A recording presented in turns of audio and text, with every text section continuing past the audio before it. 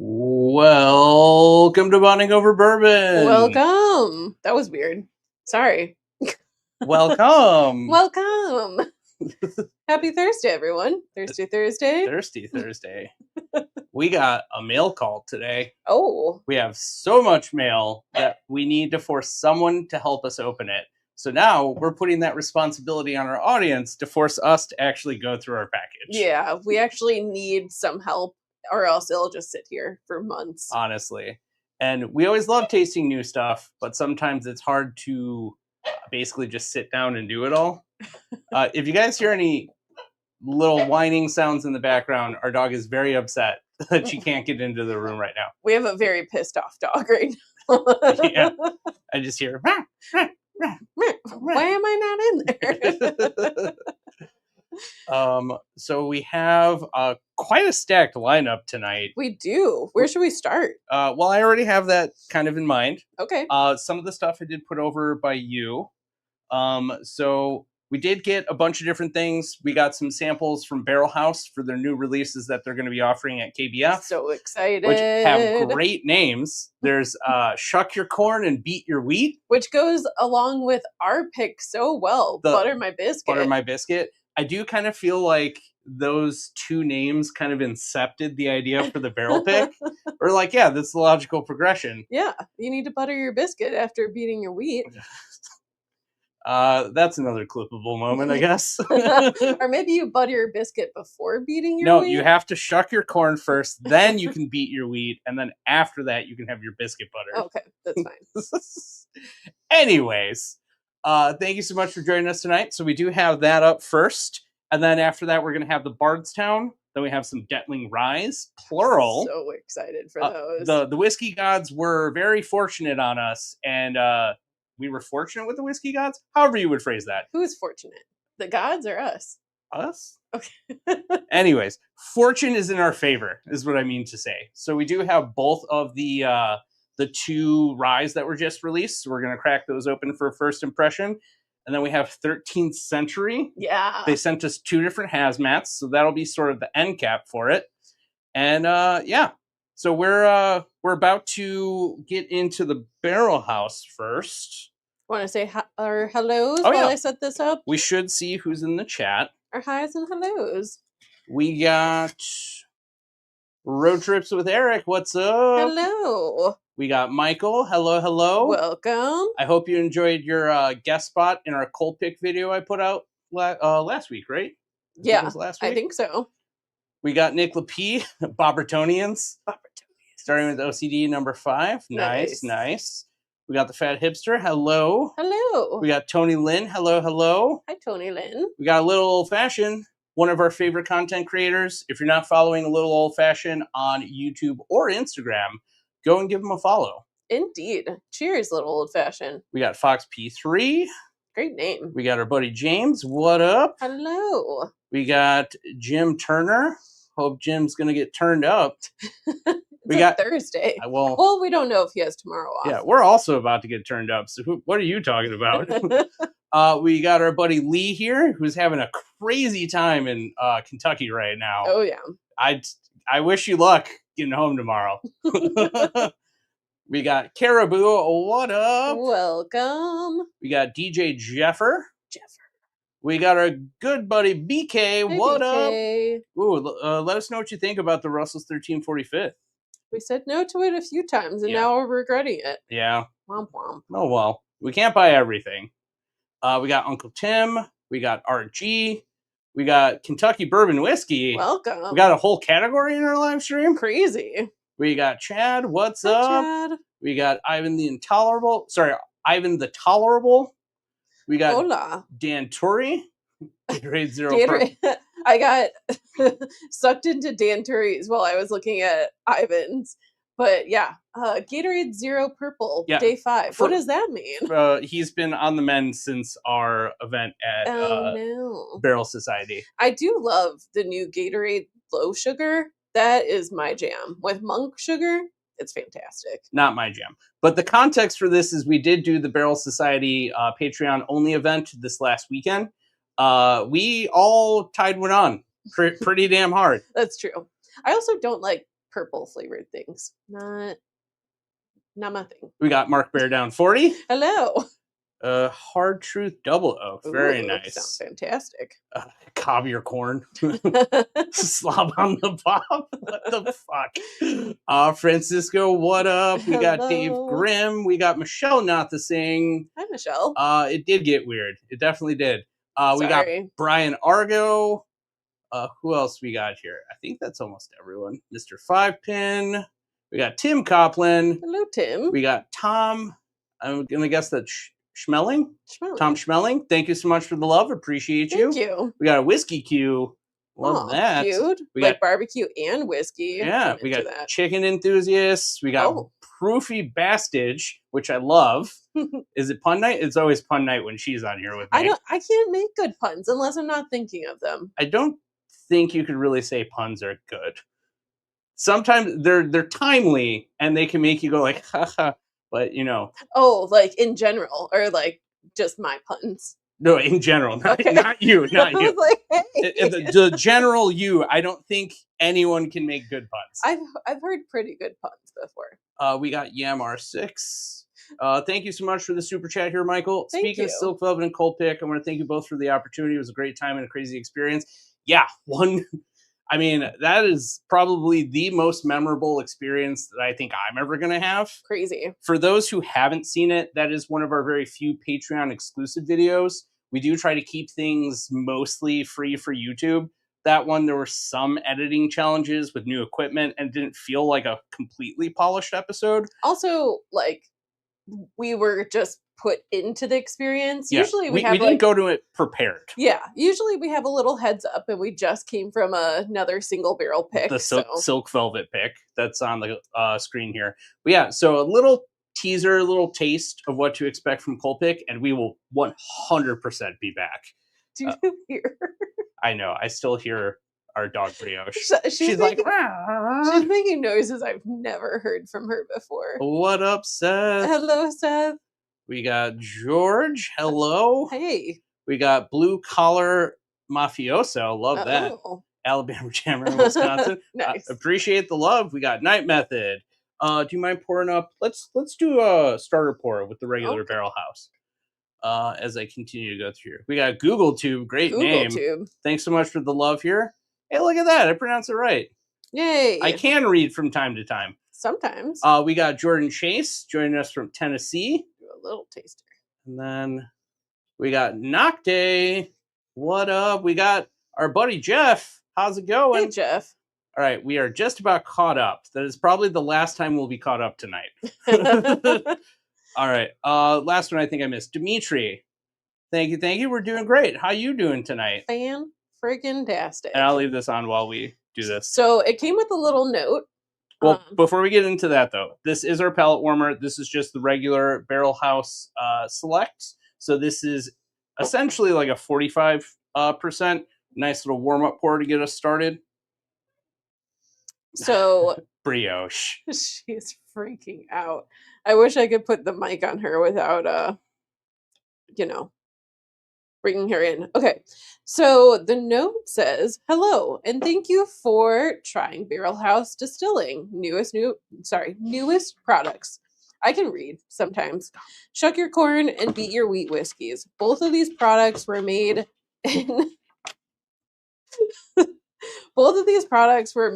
in-house at our Lexington, Kentucky distillery. We are so excited to finally have them ready to bring to the public and have included a sample of each, as well as a sample of our Barrel House Select Bourbon. As a thank you, we're releasing these bottles for sale at the 2026 KBF Kentucky Bourbon Festival in Bardstown, Kentucky, which we'll be at. Very excited. We will be there. Feel free to say hi. And it says, if you enjoy what you try, give them a shout out on social media. So we're doing that. So Shuck Your Corn is 100% corn whiskey made with white corn grown in Kentucky. And Beat Your Wheat is 90% red wheat. Oh, man. And 10% malted barley, both grown in Kentucky. Love that. Very nice. And the water is sourced from Kentucky, too. Yes. Rockcastle County. So from what I understand, Barrel House doesn't really send out media samples. So I imagine this is sort of like a thank you for the wild success of our Barrel House pick. It was honestly quite crazy. It sold out in about 10 hours. We love you all. Thank you all. Thank you. We also learned a little bit about where our core audience is. And there's a lot of Indiana, a lot of Wisconsin, a couple Louisiana, a few people from kind of like the Southwest, and I think 1 or 2 from California. So thank you so much. Thank you for everyone. And of course, Illinois. Yeah. We had a lot in Illinois. Yes. Well, I didn't count that because we're from here. Yeah. So thank you all. Thank you all for the support. That's just the first pick of many. We do have several more in the pipeline, and we can't wait to share them with you when they're ready. Very excited. Yeah, I feel like this has changed a little bit. It has. It opened up as I was reading it. It smells... Sorry, this is my first pour of the day. It always gets me the first How could time. I forget Iowa? Oh, we yeah, did get a couple in Iowa.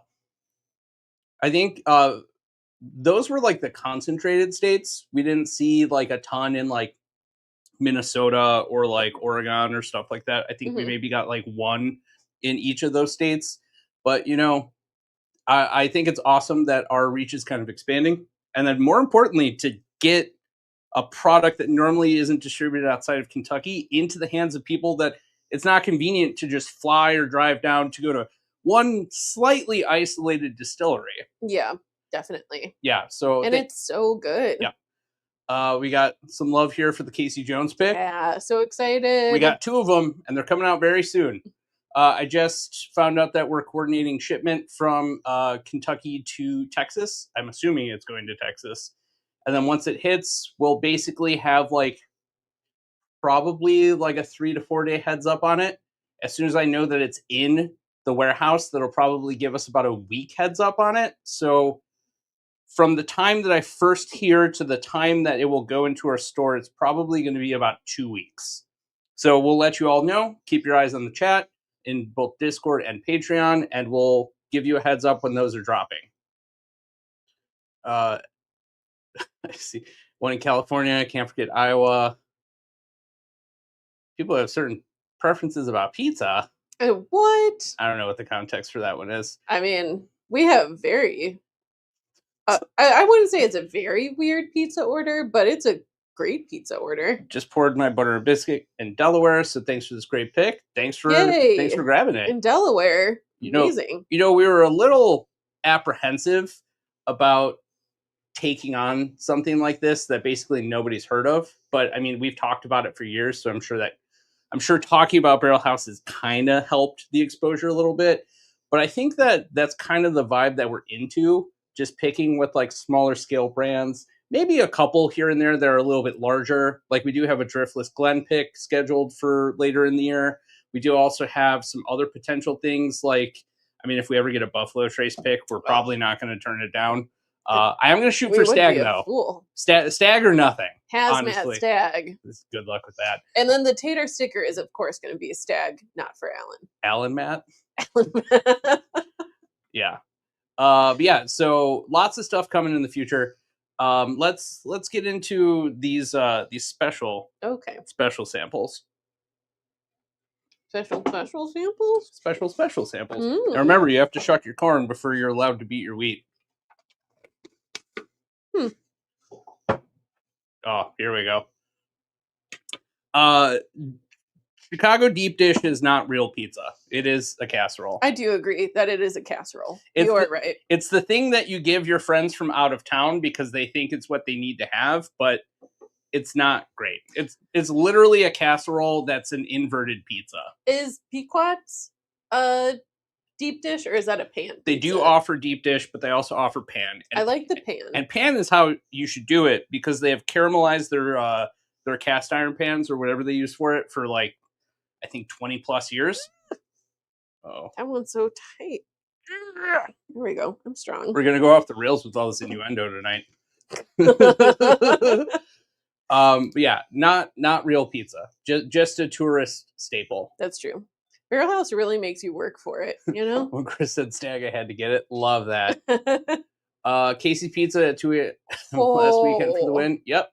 Casey's at any time of the day is great. You have to smell this. Super underrated. All right, hold on. Yeah, stop chatting. Start smelling. Sorry, I'm paying attention to our audience. Who? I thought we were just talking to a camera. And she's canceled. What? No. Oh.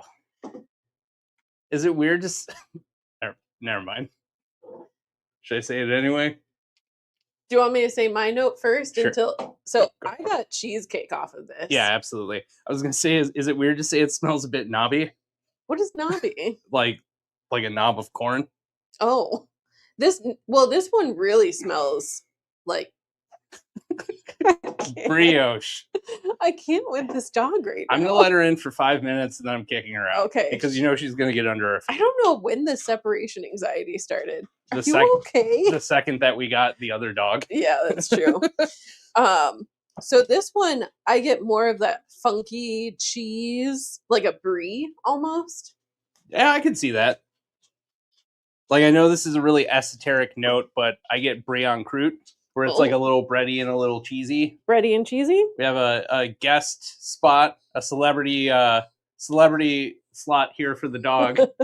She's awful at smelling whiskey. She just drinks it straight. It's true. We don't let her.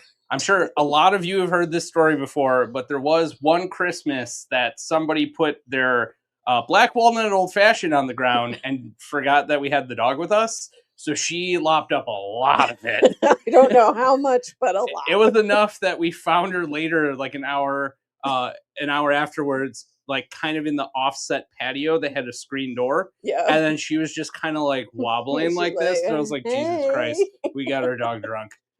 It wasn't my fault. I didn't put the glass down.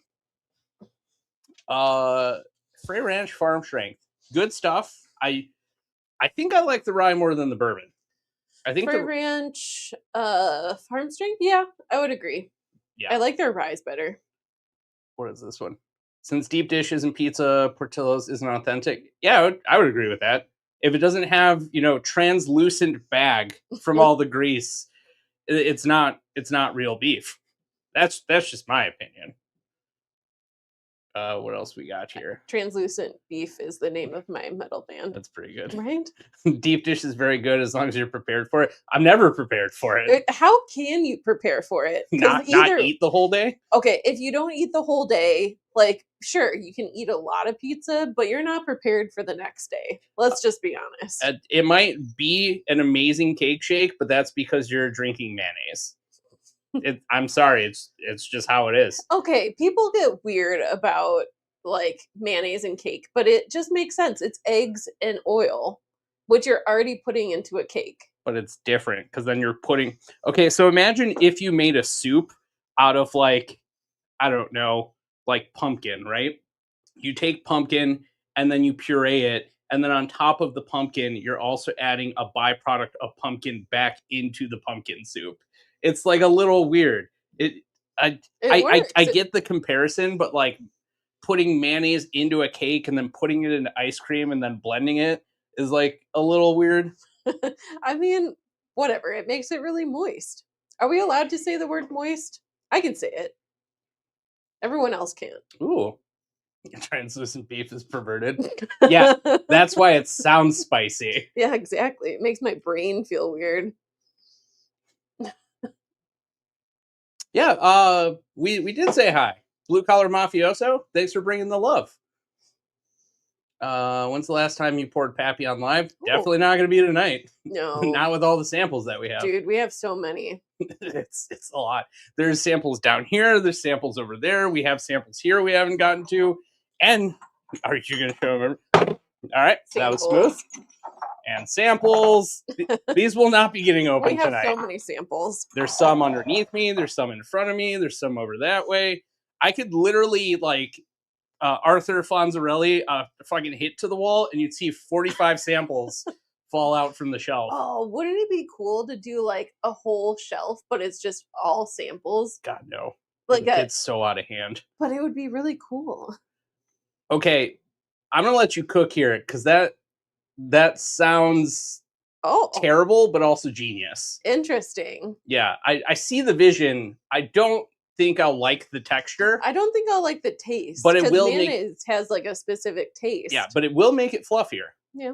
See, didn't you describe... See, there you go. It's already a different thing. We got more jewels here from Jerry. Thank you so much. Thank you. I really wish I could see the emojis. It just gives us text, which is very Treat. disorienting. Well, I think this is a biased source, but you know. Well, Moistan didn't come up with his name. We're the ones. I think I gave him the name during the live stream. Up. If I remember correctly, I could be wrong. Chicago pizza is a casserole or an eggless quiche. I mean, I don't know about the eggless quiche part, but you're not wrong. What would an eggless quiche be? Just a crust? And Chicago pizza is a very general term. There's like 5 different categories. True. So I'm thinking like classic, like Giordano's, Lou Malnati's. Who else makes deep dish? Gio's? Ivan, you're definitely not eating pizza the right way then. Bottle of the year so far. That's a tough one. I'm probably gonna punt that because there's some things we tried that we can't talk about yet. And there's some things that we should try that we haven't tried yet. Yeah. So we'll circle back to this probably around late November, early December. Because I know the month of December is usually where all the late category editions come in. And September has so many new bottles during allocation season too. So I'm waiting. Lee, I'll give you a pass on this one. I mean, no pass. It's definitely a casserole, but I'll give you a pass on enjoying deep dish. I'm not saying it's bad. I'm saying it's just not real pizza. It's good. It's fantastic. It's not pizza. I'm a thin crust girl for life. I like a tavern style. Which is the one that has like all the breadcrumbs underneath it? Is it Home Run Inn? Yeah.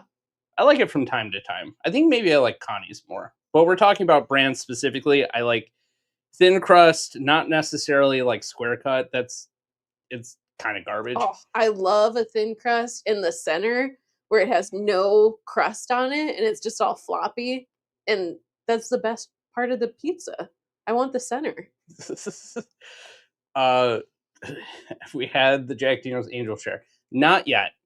We do have one waiting for us. We just haven't been able to grab it yet. Oh, this is great. Unicorn been hunting for 6 months today. Michter's 10 Bourbon. We've been hunting that one for about 3 years and still don't have it. So congrats. We have Michter's Rye. Yeah, we've had 2 of those, but not a single bourbon. Double dough tavern style. That's pretty good. I do like some of the crazy fermentation styles that have been coming out of Chicago lately. Like a sourdough? Like Professor Pizza, where they ferment it for, what is it, like 2 weeks, I think? Yeah. Or maybe that's too long. Maybe it's like 48 hours. That seems like a long time for sourdough. Maybe they ferment the starter? Triple char we did open on our last live, I believe. Is that correct? Triple char, yes. I believe so. So 2 weeks ago. Yes, it's very good. It's like 1920 and 1910 on steroids. Is that not to be confused with the 1915 fan blending. Way better. Let's go a little slower. We're talking about Old Forester 117 series. Yes, triple char. Okay, just want to make sure everyone's on board. There's only one brand that's doing triple char. Hey, some people are new to whiskey. You need to slow down and ask questions and make sure they're up to speed. I have a question for you. Mm-hmm. What are your thoughts on this Shuck Your Corn? It's good. It's funky. Yep. It's very funky. I think if you are very adverse to cheese for some reason, this probably wouldn't be your jam. But if you're like, oh yeah, fuck me up with a charcuterie board. Fuck me once with a charcuterie board? That's not what I said. That's almost what you said. I was trying to say fuck me up with a charcuterie board. Then you'd probably like this a lot. Oh boy. I can already tell where this night's going. Great. Yeah, for our audience. I think we're going to be on the struggle bus by the time we get to the 13th century. Hey, speaking is hard. And we speak for like 3 hours at a time. That's true. Not every word I say is going to be perfect. Yes. No. No, I'm saying it like accurate. Fuck with the charcuterie board is super metal. All right, we've already started the giggle hour, and it's not even a half an hour into the stream. Comedy Central presents. Like I said, this is gonna be a rough one. At least Michael's enjoying it. We just got an addition to our audience from Beach Sand Bourbon. What's up? Oh, this is way different. I just kicked the loaf in the face. See, this is why I don't want her in here. And then she's like, let me in. And then she gets kicked in the face by accident. And she's like, ow! Ow! I don't want to leave, though. If you ever hunt in Philly and you like thin crusts, I'm going to butcher this name. Tachinelli's is a must. Sausage and onion, a secret pie. I do like a secret pie. What's Nobody read into that. It's a white pie with spinach and onions. Okay, not going to ask questions. You lost me at spinach. You lost me at white pie because I don't love Alfredo. Yeah, I mean, but I'll try it. That's like the third thing about it I don't like. Spinach on pizza always ends up being a soggy pizza. Oh, I love spinach on pizza. Nobody knows how to cook the moisture out of it, so it always is just like kind of thrown on it. And then when you go to pick it up, it's just like a waterfall of like vegetable juice, essentially. It's really good on like Neapolitan pizza because it cooks so quickly in the oven. Yeah. Oh boy, what's wrong with charcuterie? Meat and wood. Well, she's the person that's like, I don't want any of the cheeses. I'll just eat all the meat. And I'm like, nobody wants to share a charcuterie board with you. You're taking the best part. Some people like the cheese, and that's the person I prefer to eat a charcuterie board with. Okay, we're not going to entertain this. By a vote in the comment section here, who only likes the cheese on a charcuterie board, and who would be upset if somebody only took meat from the charcuterie board? I've listened to this for years. We're going to let the audience decide. All right. We'll give everyone 3 minutes. If you're adverse to cheese, we can't be friends. We just lost friendship with Ivan. I'm not adverse. I like melted cheese. As a teacher, I speak for several hours every day. Do you have neurodivergence? Because that does add a layer to it. If we speak for 5 minutes and we're like, I don't know if that sentence I spoke was coherent. Can somebody drop a link to our Patreon below? If nobody drops it, it is patreon.com/bondingoverbourbon. I think there's a C somewhere in there. No, that's for us. That's on the creator side. Gotcha. So if you're looking to join, we do have many different tiers. There is the free tier, but you're not going to get access to like early video drops. The $3 tier is like the baseline to get that. And then I believe it's from the $10 tier on up. You do get free perks after 4 months. You'll get a Glencairn, you'll get some stickers, t-shirt, hoodie, and those are all dependent on the tier that you're in. I know I owe some folks some stuff, so yeah. That's my goal this weekend, is to go through my spreadsheet. I don't know if that's going to happen this weekend. To go through my spreadsheet first and then do all the other stuff. I don't know if that's going to happen this weekend. Hey, this is must-see TV. All right, appreciate that. What up, dude? Dude. Pork chop in Houston today. That was about 5 pounds. Oh my God, that's too much. All right, what do you think about the nose on this Beat Your Wheat? It's totally different. Yeah. I should also kind of take a step back to say for the Shuck Your Corn, this is a way different flavor profile and like overall experience compared to a mellow corn. I would say that this is more like Rock Castle Light as opposed to being like a mellow corn variant. And then this one, I've never smelled anything like this. Beat Your Wheat. I'm getting my innuendos crossed up. It's like fruity, very fruity. Cheese only. Cheese okay. Meat only. Go back. Need to mix both. I like meat. You're going too sounds fast. like cheese board. Then there's too many answers. I don't care. Eat what you like. Meat and cheese is the essence of it all. See.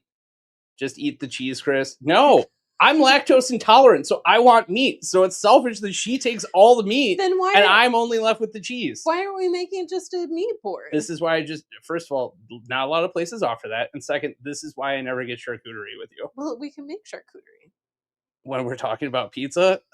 All right, all right. Let's take it easy, Ivan. Meat only from charcuterie board for the win. Yeah, but that's what I'm saying. Like, variety, something to break up everything. There you go. Michael knows where it's at. Charcuterie board. Charcuterie. All right. I like meat. Pause. That's funny. All right. Nose is a little funky. Has some of that signature wheat funk to it. It's a lot sweeter than the other one. Yeah, see, there we go. It was just meat. Isn't that just a deli counter? I mean, I'm into that. But a deli counter also has cheese. Bourbon charcuterie board. Love it. There's like, oh, there's some prosciutto here. There's a little bit of brie. Ooh, 1792. Why is there a shot in here? See?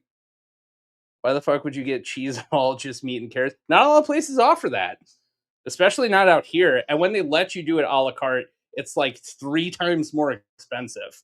It's like you can get a mixture of everything for like $18, or you can get only meat for like $32, and you're like, why the fuck would I do that? Okay, we just get buffalo wings. That's a meat board too. It has carrots and celery. There's no board. You can It's put a it on basket. A board. Not always. What are your thoughts on the the beat your wheat? I like it.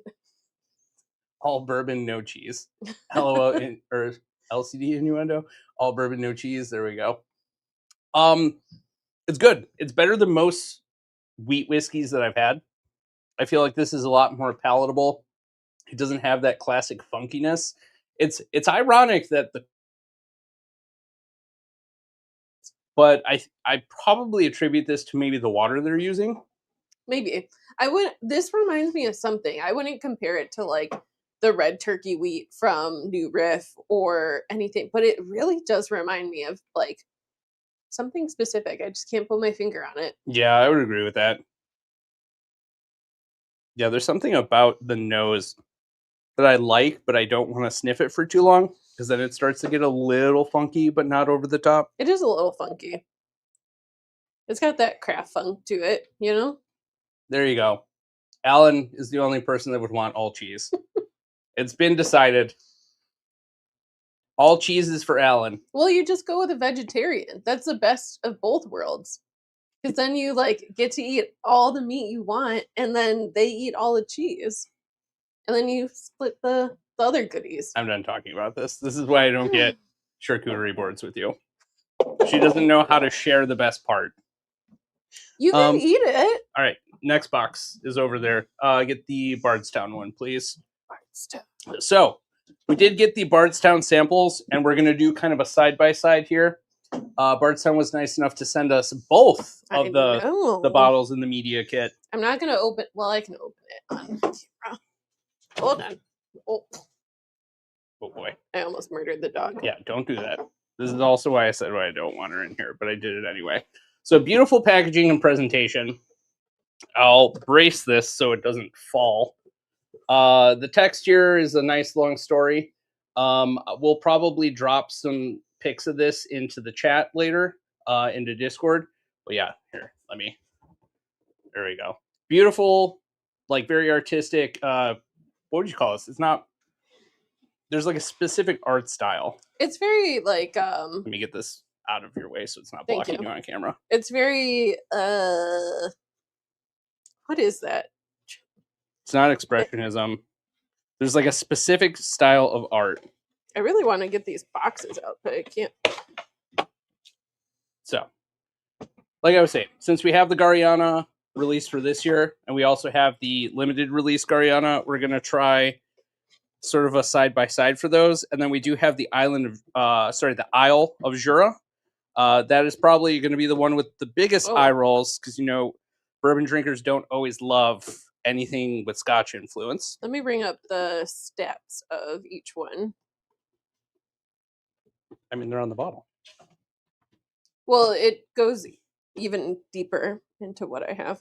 Okay, I'm going to get the dog out of here. Okay. So she stops getting on her feet. Come here, Lo. Okay. Come on. Go. I'm going to hit your butt.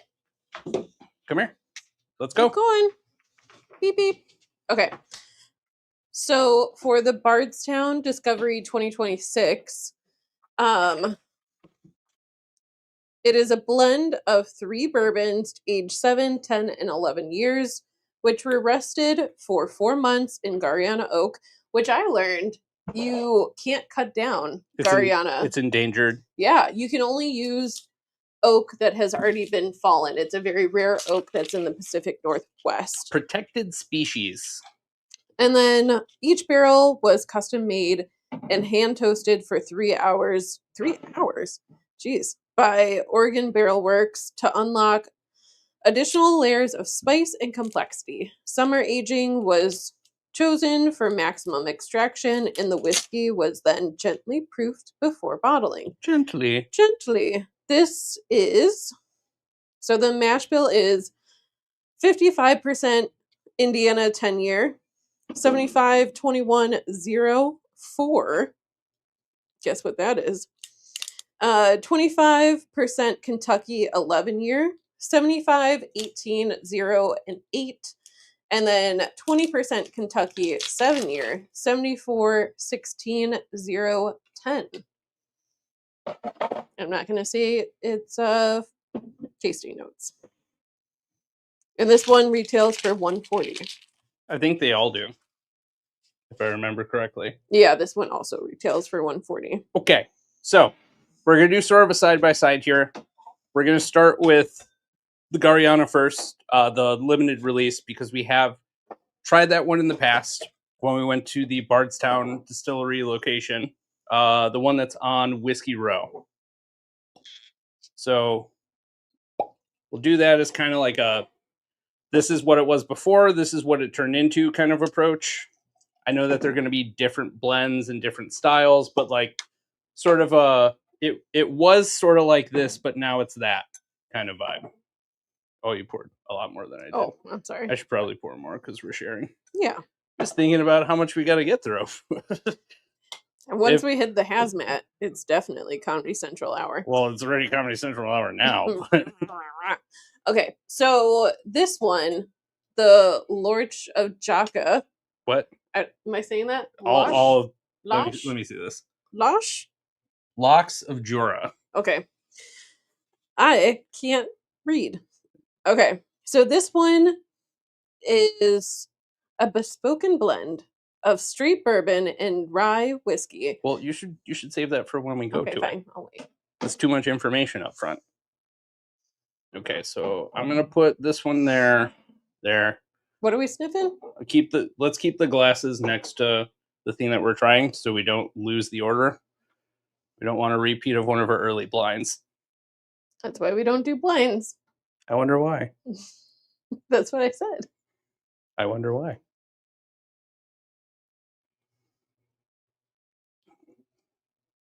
Oh. This does not smell how I remember it.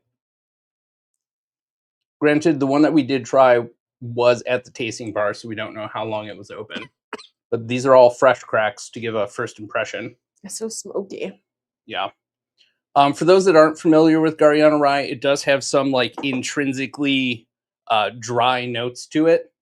Gariana oak is just, for whatever reason, it seems to be a very potent kind of flavor. Almost in the sense where Ambrana is, where like a little bit of time really goes a long way. Just not the overt cinnamon notes and like toasted coconut and whatnot you can find from Ambrana. I get so much oak on that, but also like maple syrup. Yeah. I get like, if somebody tried to roast maple syrup, yeah, it's like a caramelized, almost like tree sap kind of vibe. Or like those maple sugar candies. Mm-hmm. I would agree with that. Yeah. Was it a gently princess fried reference? I don't know what you were referring to, but probably not. Insultingly overpriced Bardstown pineapple, 2 James pineapple, Jamaican rum. Like, we tried the pineapple one, and it's the sweetness that we couldn't get past. It was really sweet. Flavor-wise, it was good. Sweetness-wise, it was a little overpowering. We tend to be a little sensitive to the sweeter pours. I think it would be better in a cocktail, but that feels almost like sacrilege to put that expensive bottle in a and cocktail. I'm sure Bardstown wouldn't like to hear us say that. So for full context, we're not sponsored. They just sent us samples. We're going to still give our real first impressions on these. Historically, we've been kind of hit or miss with the Bardstown light up.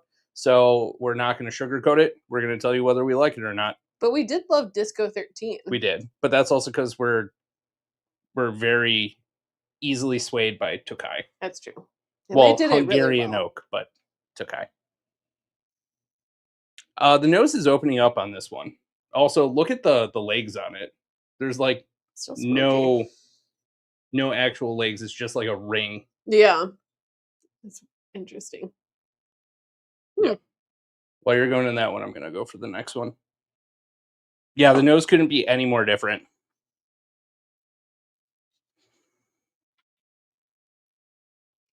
Not in your face woody. I don't get that smoky kind of smell from it. I don't get that like deep brown sugar kind of vibe.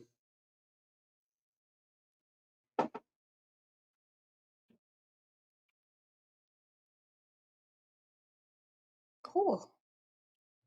That is so different. I'm going to reserve my thoughts for when you try it. And while we're on here, I would agree. The Mars is an awesome pour. It is really awesome, very well integrated. I like that they actually barrel age them together.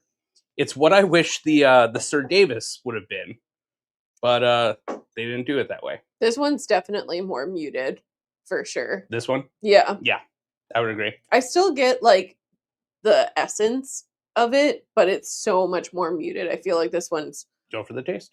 more approachable. I saw something here. Just curious, when's the 7-3 pick raffle going to be decided? If I win, I want to take off ASAP. So tomorrow we are locking in the time with Luca, or if not tomorrow, it's going to happen early next week. We are aiming for, I believe it was the 25th, 23rd of October.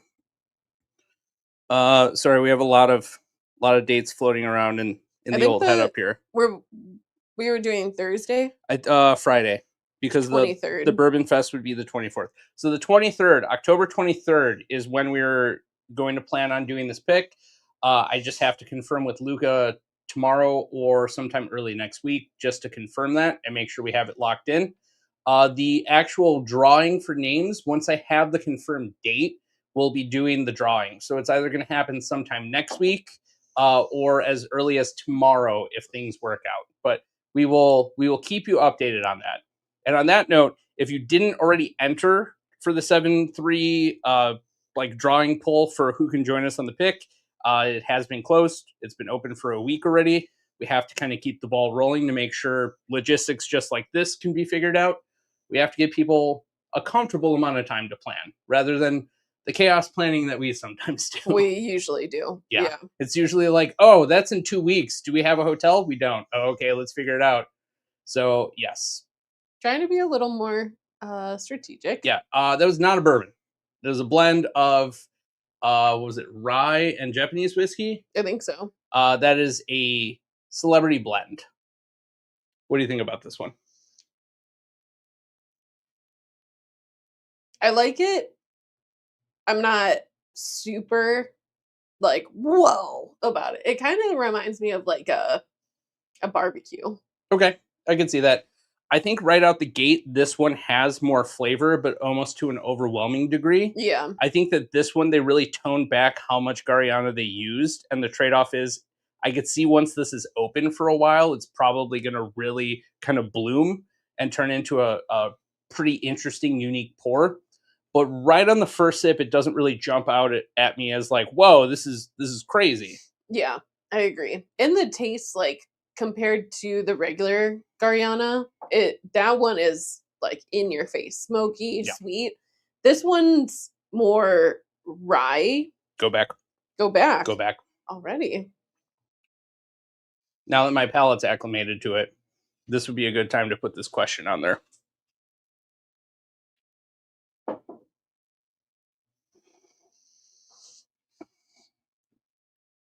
It's changed already, right? I swallowed it weird. Okay. I'm sorry. That's not because of my impression. I just swallowed it weird. Would I pay $100? Give your thoughts first before you answer the question. I don't know where they source a lot of their whiskey, where I get like that bubblegum flavor, but it always comes through. A majority of it is MGP. Yeah. And then 11-year, that mash bill, I don't remember. What's an 18% malt on the mash bill? Or sorry, let me look at this closer. I'm assuming that's rye. 18% rye, 8%. I really wish that they would put the actual, They like, can't. So corn, rye, malt, wheat, I'm assuming. So 18% rye, 8% wheat. I get a lot of that rye spice on it. Like the mid palate is just all rye for me. What is that? Willet? I don't even remember. Mash bills like these are where I start to like follow, and then my autism and ADHD go like, "What's this over there?" I think it's a lot better on the second sip. I do still hold the argument that it will open up over time, and it'll get like a little bit more pronounced. I think I like this one a lot more than this, and I think we paid what 100 for this, I or think so. whatever Yeah, it was it at was the like time. exactly 100. I think this is a better value for 140 than this. I think as of right now, with it still opening up, I don't know if I would spend the money on it. Yeah. But I think my answer on that might change in about a week, because we felt the same way about the Disco 13. When we first tried it, I was like, "Oh, we tried it out of somebody's bottle." I was like, "Oh, this is actually pretty good. It's had time to open up." Then we went back to try our fresh crack, and I was like, "This is not the same bottle." But yeah, I think that this is going to be a surprise hit. I think right out the gate, people might be like, "I don't know if I made the right call," but just within what 5 minutes, it opened up. Yeah. Don't trust the neck pour, especially on Bardstown. Never trust the neck Never pour. trust the neck on, pour. on anything for that matter. It's always pretty deceptive. We got a fan from Puerto Rico here. Oh, thank you so much. Hello, thanks for joining us. Appreciate the love here. I like this pour. I'm not in love with it. Yeah. Does that make sense? Yep. I think over time it'll open up nicely, and then we'll probably find some interesting applications for it. Maybe we'll add some drops and see if it changes. Maybe we'll try using it for like a cocktail and see how it works.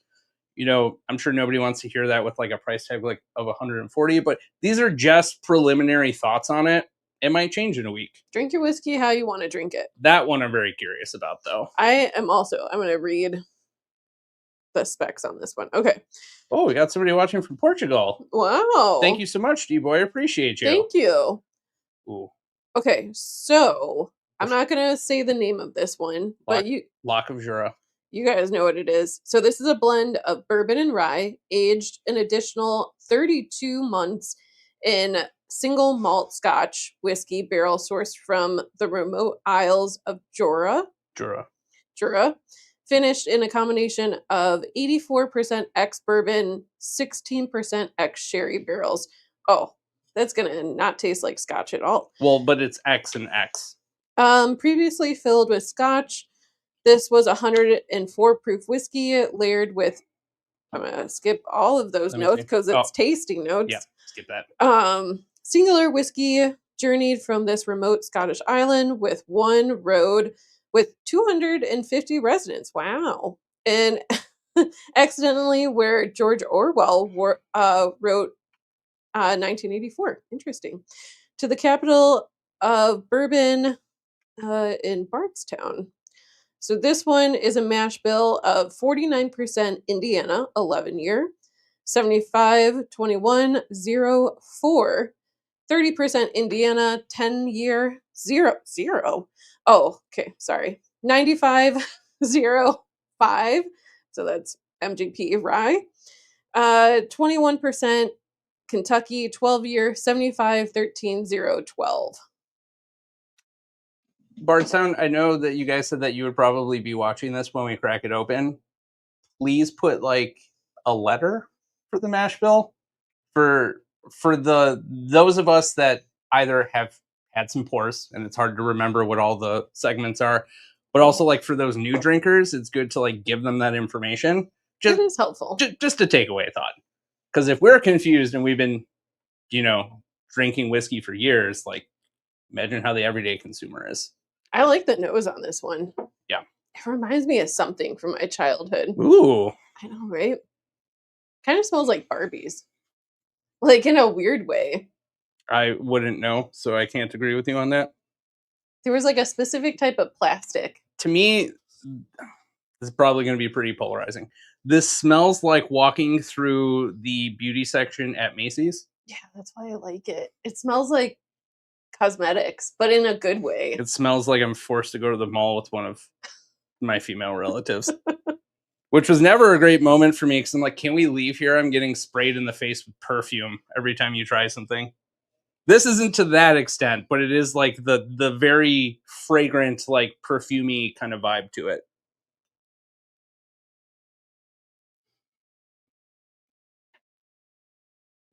It does smell like cosmetics. I like it. It doesn't taste like cosmetics, from what I've been told. What is the favorite Jack Daniel's distillery series? Sweet Mash. Mm-hmm. That or basically anything from Coy Hill. Okay, that does not taste like scotch at all. No. Well, it's ex-scotch. I know, but like if someone put this in my, like blinded me this, I would never say that is scotch. If somebody blinded you with this, you wouldn't guess scotch? The hint of sherry comes through. Yeah. The tiniest little hint. And this says a lot for her because she hates sherry.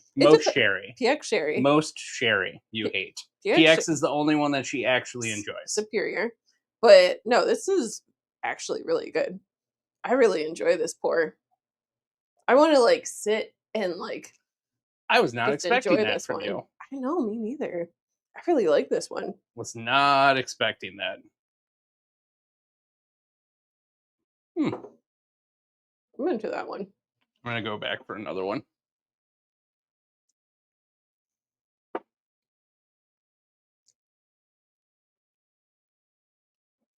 I would never guess MGP either.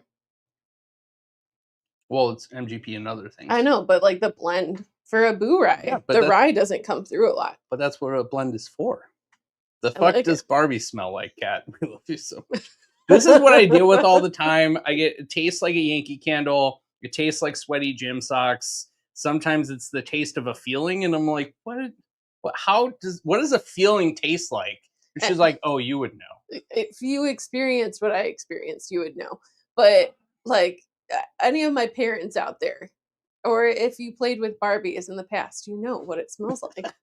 Has hints of eating your mom's lipstick. Barbie compote. That's funny.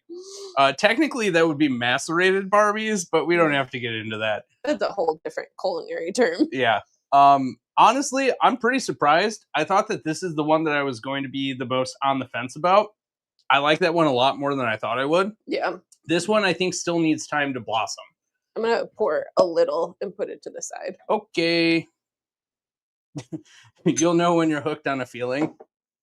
Are you hooked on a feeling, Kat? Yep. Hooked on a feeling.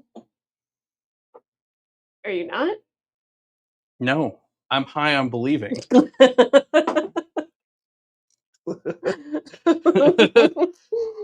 That's funny. Yeah, I'm honestly really surprised. I thought that this one I was just going to be kind of meh about. Oh, where'd the glass go? It's right here. Yeah, leave it next to the bottle. Well, we're going to open other things. No. Just leave it next to the bottle, please. It's this one. This is why I didn't want anything moved. Trust me, it's this one.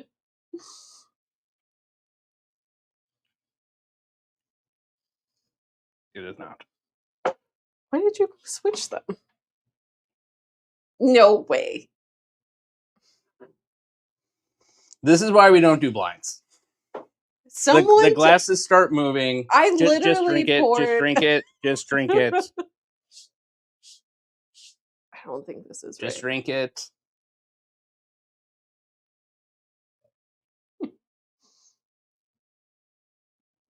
No, this is this. Yes. That's what I said. Yeah, why did you put this glass there? You moved it. No, I didn't. I put it there. That's fine. Someone go back and tell me I'm wrong. We're not doing this. We're moving on to the next thing. Okay. This is why we leave glasses where they go. Don't move them. Well, I put it Just to the don't side move to them. remember That's to moving come them. back. That's moving them. Boy, we need more glasses. Yes. I only have one. We got Dettlings, y'all. Okay, fine. Yes. This is still why I don't want glasses moved, because in the past she has moved glasses and it's messed everything up. Those are my $2. And thank you for have them. Fuck off. Oh man. I have 2 sisters and a daughter, and I still have no idea what Barbie smells like. Okay, go to... I was about to say to a Toys R Us, but those don't exist anymore. Hey. That was not for me. No. Thank you. I'm going to make a little... thank you so much, James. Appreciate it. Excuse me. I only brought one more glass. That's fine. We'll get some more later. Let's move that one over there. I'm gonna do the wax on this. I can't trust you with the wax cutter. You don't have to cut it. It has a pulley peel. A pulley peel? Yeah, pulley peel. You never heard of pulley peels? Pull tab. The problem with these is every time you cut them, there's always like a little extra lip that's left on it, and it's hard to pour without it touching the wax. So I like to cut mine so I don't have to deal with that. I get the... Just... Why are you doing that when I told you why I want to do this? You see that little extra layer of wax? Yep. It's going to be a great live stream. We're having fun, right? You're having fun. I'm trying to do things and you're not listening. Oh, boy. We're See? having a great Now you don't have time. to pour over the wax. It's fine. This is why we can't have nice things. We have a lot of nice things. We don't have any nice things. Oh, boy. All right. See, and now you have a perfect little wax. You take it off, the wax stays on. It doesn't have this weird exposed stuff. Well, tell Seth this. I tried to tell you this so we could cut it. But it's not pleasing that way. Just please, when I tell you want to do something, just let me do it. You report it. Yeah, it's right there. Do not move the glass. Okay. All right. So, on this side by me, we have 484. And on this side, we have 481. These were the two that were available in the last round of raffle stuff. So, I think what we should do is start with this one, because this was supposed to be the fan favorite. This is the 481. Okay. And then, oh, sorry, didn't mean to click that. And then we go to the 484, which is the one that we wanted, and then we ended up being able to get both. Jammer, I know you've been on our live stream before. We're both Sicilian. We don't know how to not fight. It's basically foreplay.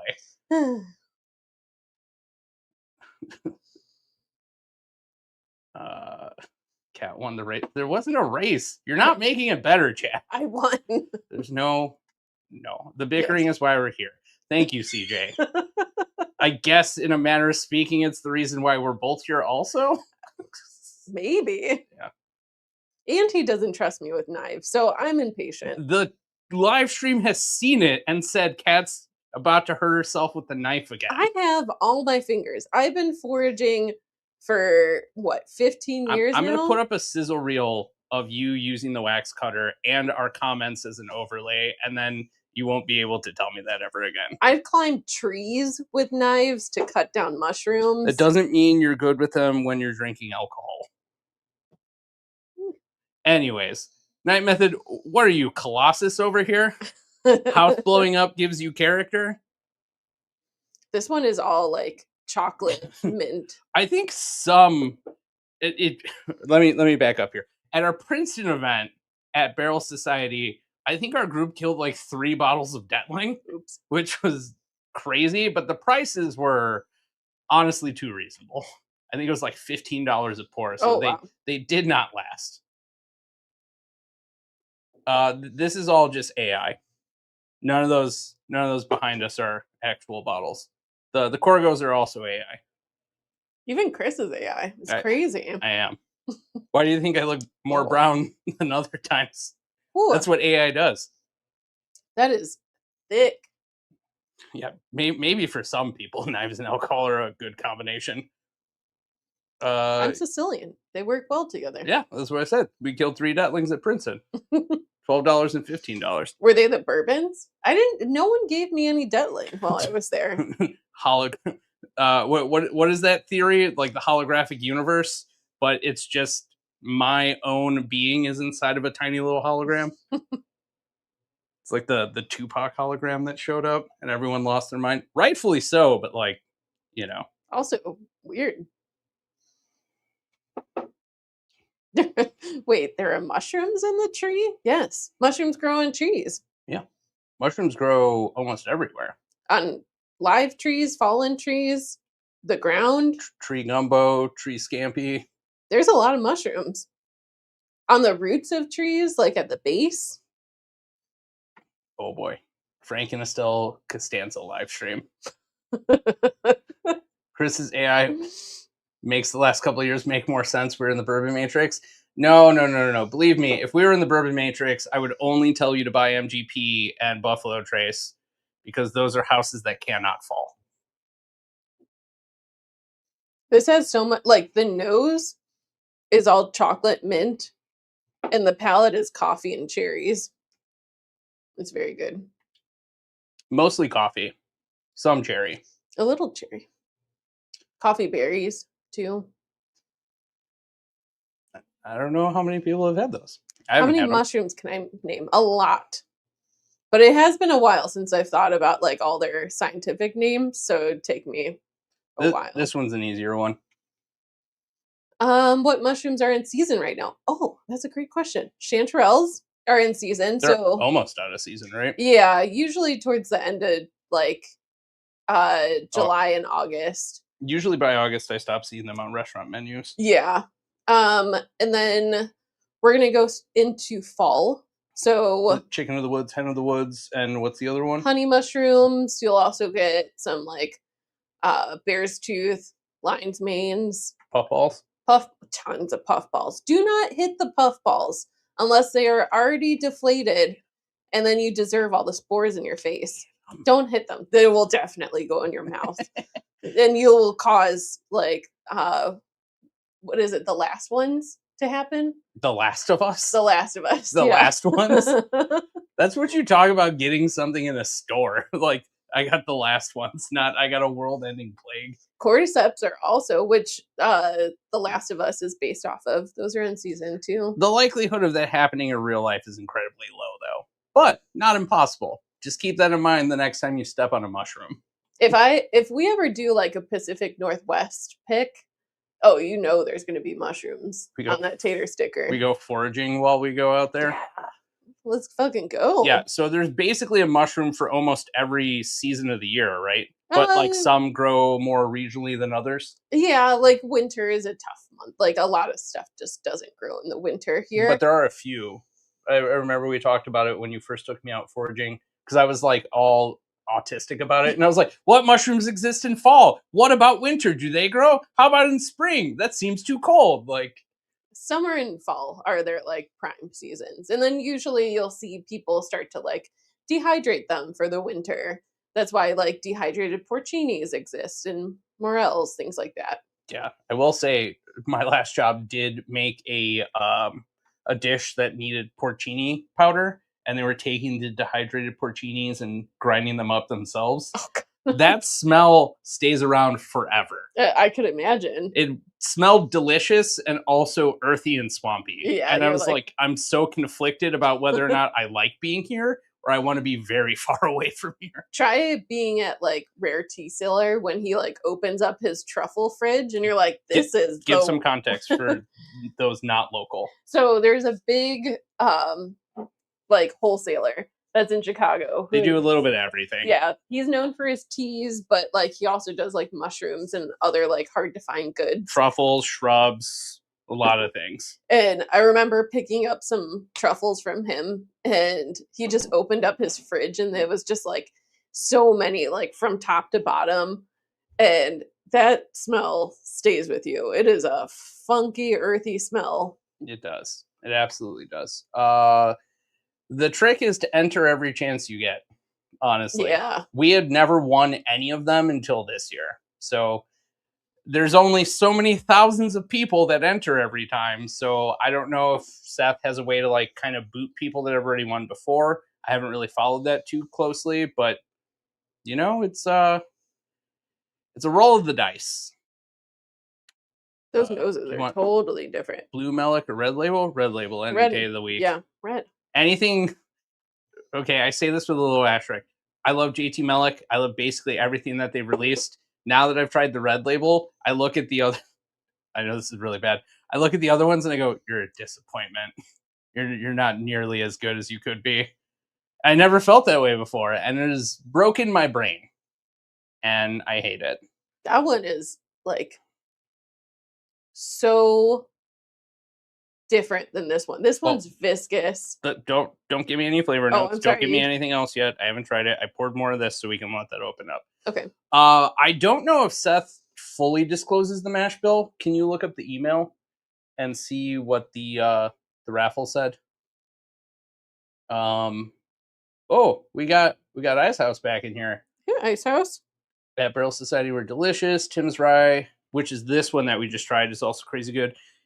Is there a bad Dettling bottle? If you ask Seth, it's anything that was younger than 4 years old. Yeah. Because I told him that we have one of his, I think it was like an 80 proof, like 2-year rye, and he's like, don't drink it.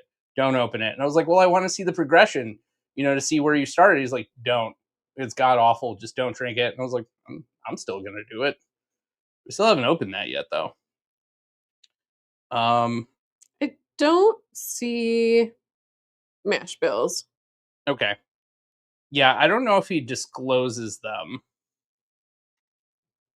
Yeah, I'm not seeing anything on it. I love how you think you're autistic about certain topics. That's literally what autism is. I've become a Dettling fanboy because of this channel. The new rye is delicious. Mouthfeel is nice and thick. I mean, you're not wrong. We are both neurospicy too. I have more ADHD, but And I took the assessment for autism, and they were like, "Yeah, you should come in for an actual evaluation, procedural evaluation. If you scored more than 7 out of 10, you have signs." I'm like, "Well, I got 9, so I don't think I need to come in." I think I'm good. The nose on this is a little more dark in comparison. Yeah, it is crazy. They're so close to each other in barrels, but so polar opposite of each other. Oh yeah. I'm gonna say another thing that I feel bad about. What? The one we tried out of the barrel was better. Oh, well, that was straight from the barrel. That was straight from the barrel. I will say that these are both very good. I think if you want more coffee forward, okay, I say this with the asterisk of the raffle's already over. If you're looking for other additional means of getting these, and you have somebody that's willing to trade one, or like somebody got an extra one and you're trying to decide, if you want more traditional Dettling flavors, I would go for the 481. If you want something a little bit just a touch different, I would go for the 484. Between these two, which is your favorite? I like the mouthfeel on this one a lot better, but I like the flavor on this one better. Fully agree. See, this is why the arguing's okay. We agree on this stuff, usually. They're like, blah, blah, blah, whatever. Do you want to have a drink? Like, yeah, I really like this one. Oh my God, I like it too. We should have got a backup. I told you we should have got a backup. Blah, blah, blah. Ooh, Icert's going to try a Dettling. Yeah, that's true. Most of the time I tell you, and then you're like, we don't need it. And you're like, we should have got one. I'm like, just white knuckling over here. Trying it for the first time is exciting. I feel like most people don't know what to expect with it. If you want some kind of analog brands, like ASW is a great example. Like some of the Crittendens aren't that far off, although they can get like really woody and earthy. But overall, I mean, like they're pretty solid and interesting. We got Harold McDory in here. McGattery? McGattery. Harold. We got Harold in here. Hi. I really like the nose on this one. Yeah. The nose is so sweet and a hint of like some kind of baking spice on it, like maybe cardamom or I don't know. Yeah, so this would be a good one to kind of talk about. Most Dettlings are pretty great, but not all worth the high price. True. We do talk about value and price on our channel a lot, and it is like a good metric, usually like the $10 per year. There are a few brands that I'm willing to kind of break that convention for that I think we can both agree on. Sometimes as a craft brand, your cost for production goes up high because you don't have a large scale facility to do things. Sometimes you do it to essentially kind of funnel or taper off the access point for it, which at first I was like vehemently against. I'm sure you've heard on these live streams where I've been like, yeah, I can agree that I like the distillate, but not necessarily the practices. And I still feel that way. But now that we've seen the painstaking care and effort and like how hyper focused Seth is on this, yeah, I kind of like look at it and go like, do I like it? No. Am I going to pay for it? Probably. Yeah. If we can get access to it. And that's the thing too. Like you just don't have access to it. And he even talked about that in the video too, where he said he wanted to build up distribution and he wanted to make it so he had a better model and wasn't just like the idea of scaling while retaining authenticity. Yeah. And that's hard. How do you keep your small business the same while scaling up production and still like doing the same stuff? And he even told us when we went down there that like him and his wife just quit their like other jobs so they can do this full time, which is crazy. I thought that they were like full time on this, and like I thought the same thing.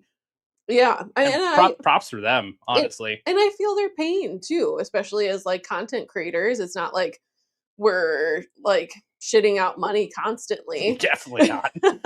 It all goes into this. I still have a day job, so we can float like Chris doing all of the work and doing all the editing and making sure that we can go out and do barrel picks.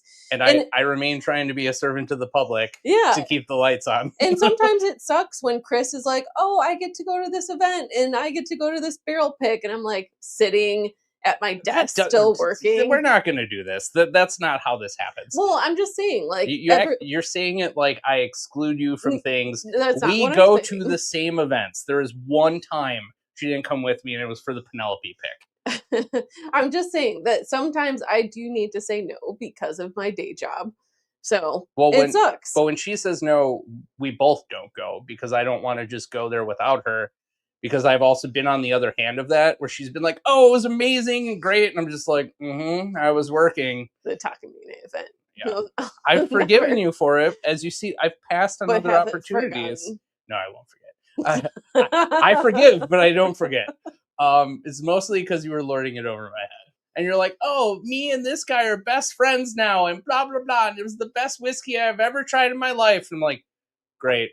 And then I bought a bottle of it to make up for it. But for a while, when you're like, "Oh, it's so good. I wish you could have been there." I'm like, "Yeah, me too." Not helpful. But anyways, so we try to do things together. Like Kat was saying, all of this, it is like a high cost item. We understand that. For a lot of people, they have a pain point on it. We did as well. Getting to try it and have the experience with Seth and get to know him. And we spent like 7 hours with him. I kind of flipped the perspective on it. And I was like, okay, I still think the price sucks. But like, the price does suck. Does the quality come through? Yes, absolutely. Is it going to be for everyone's wallet? No. And I don't blame you for holding a firm line on it. But if you can justify it and you're even remotely curious, it's worth it. And if it's not for your palate, I guarantee you somebody would be willing to buy the open bottle from you. Yeah. But, strictly speaking, not legal. Do it on your own means. I think I can see why this one is the fan favorite. Well, people picked it just based on the notes. Yeah. Because it said Dr. Pepper on it. And I get that. It's very like thick and rich and kind of corn syrupy. Before you get there. Hi, Kanish. Hi, Kanish. And also thank you for the jewels. Yay, hiding. So I can see that based on the notes for sure. I don't know, but that one's so interesting. I like the flavor here more. I like the mouthfeel here more. Yeah. The finish is better on this one. The finish is longer and more interesting on this one. I think you can't go wrong with either one. Hopefully one, like if you had a friend who got one and you got the other. Do it. Okay, do it. Okay, fine. Look, we have plenty more to go around. I know it's sacrilege, but like we have plenty more bottles. Plenty more of these bottles to experiment with. Ooh.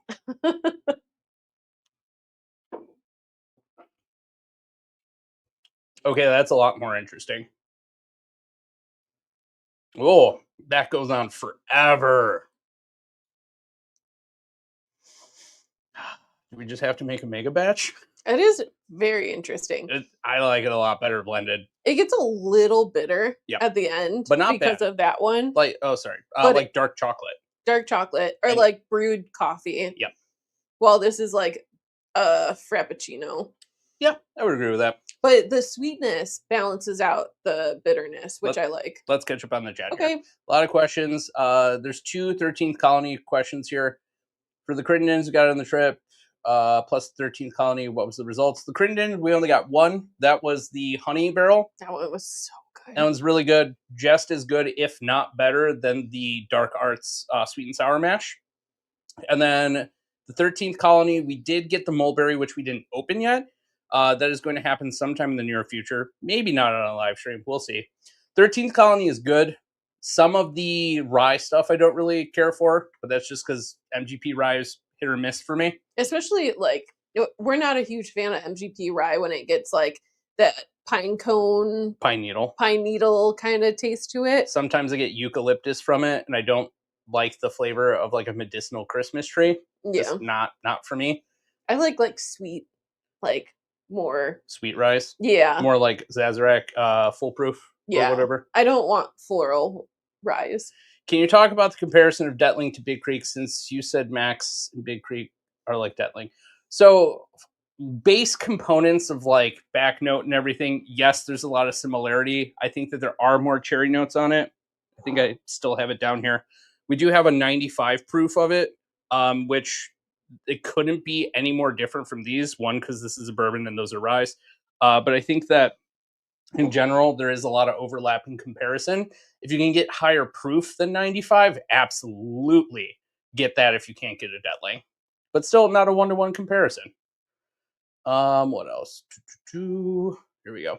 Whether you think he's an artist or not, he kneecapped his fans and customers because he got annoyed at the secondary market. Make Chip Tate. I don't get the last part about Chip Tate. So I can't really comment on that part of it. I don't know who Chip Tate is, but yeah. I mean, I can see your point. Definitely not a sugar mama. We split a lot of the costs in this stuff because it gets real expensive. Yes, I cannot afford everything. How dare you? I don't work for nothing. I work as a public servant on YouTube. Finally getting to crack the barrel house bonding over bourbon pick. Thank you. Great job, Chad, Chris, Cat, and Shy Spirits, guys. I'm glad you enjoy it. Firm line, go straight up. What? My firm line goes. All right, let's take it easy. You've been a little aggro in the chat tonight. I need samples, please. We can make that happen. I don't get a lot of bourbon that gives strong coffee notes as Dettling does. I would agree with that. We got a super chat from Lee. Thank you. Alan sucks. Yeah. Good night. Thank you so much, Lee. Alan does suck. Get home safe tomorrow. And good luck with your traveling back. You have a lot of delicate package to bring home. In Chi-Town yet? Came and gone twice already. Yeah, crazy. We do see it on shelves a lot for crazy amounts of price or crazy prices. Yeah, it does go for a lot. I don't think it's worth that much for 2 years. Especially when you look at something that costs like, what is that, like $65? Then people are charging anywhere between $300 to like $1,000. Crazy. And nothing that has that retail price should go for that much. I could get if it was like a one of one or like only one barrel was ever made and people are just freaking out about it. But like, no, it's not really worth it. Best place to shop in the greater Chicagoland, and why is it Binny's? Honestly, you're not wrong. There are a few places in the suburbs, and we talk about this all the time. This is probably going to be a hot button issue, but fuck it, we're doing it live. Oh. I don't know if I'm here for that. A majority of bourbon hunting in the far out regions of Illinois are either borderline impossible, tons of museums. They try to game their audience and do like fake drops for stuff that's already gone. Yeah. Or it's just borderline extortionary. So Binny's is the most consistent with like not necessarily being a barrier between you and access. The trade-off is you need to pay a certain amount of money to get a certain amount of privilege to get what you're looking for. And you're always competing with other people in the same market for that. There's always going to be a trade-off with the big box store, especially when they get 1,000 questions a day about Stag or Eagle Rare, E.H. Taylor, whatever. I know that the last two are bad examples because they're more common, but like you get the point. Yeah. So there's also Garfield's if you want to do like raffles, but only some of them do raffles. Yeah. So that's the other trade-off. And so like some of them just don't get enough access. So when it comes to good places to shop, Binny's overall does win. when it comes to reasonable places to shop, there are some key stores in the suburbs that do have an advantage, like D&D Smoke and Spirits on Arlington Heights. Fantastic. Harry is a great dude. Doesn't care about, marking stuff up a bunch. Doesn't care about playing games or like, buy this, you get that. He just wants to move the product and he wants people to get it as soon as it comes out. So he'll post it online. It's usually gone within a matter of like an hour. There are other places that don't do that I will not call out. But if you're in the Chicago area, you know who they are.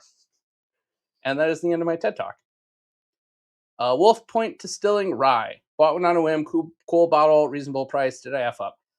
I don't think Wolf Point's distillate is there yet.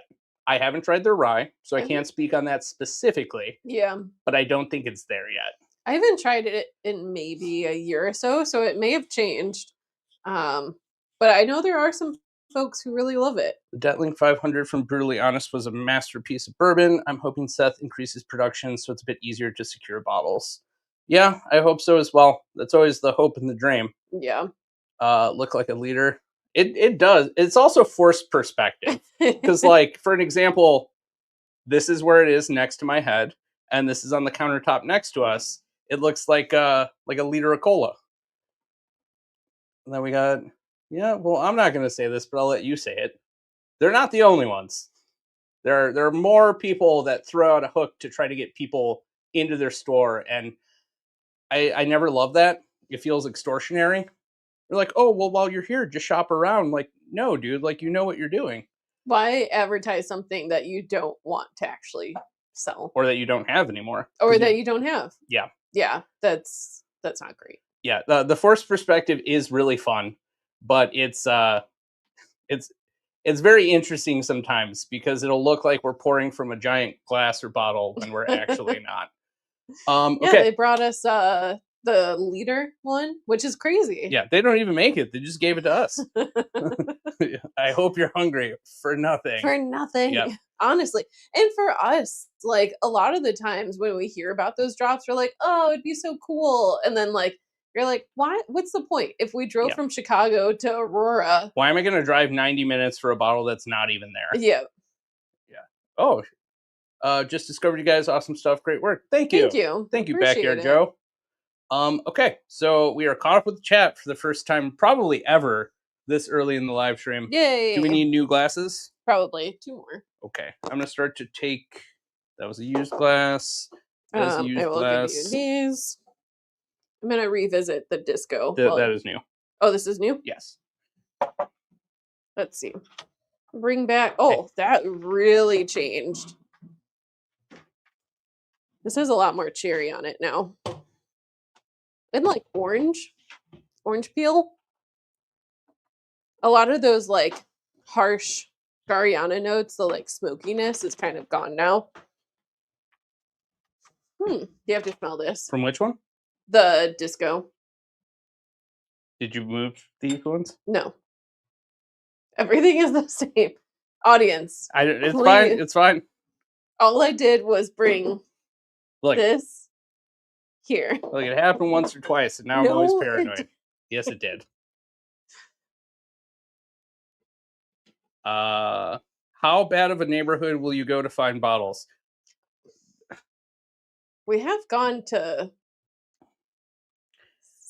some not great places. I'm going to preface this with a lot of people have preconceived notions about Chicago. We covered that in our last live stream. If this is one of those answers, I do not, if this is one of those questions, I do not want to answer that. For how far we've gone, we have gone to what we understand are rough parts of Memphis and felt perfectly fine there. And rough parts of Louisville as well. You're not saying it right.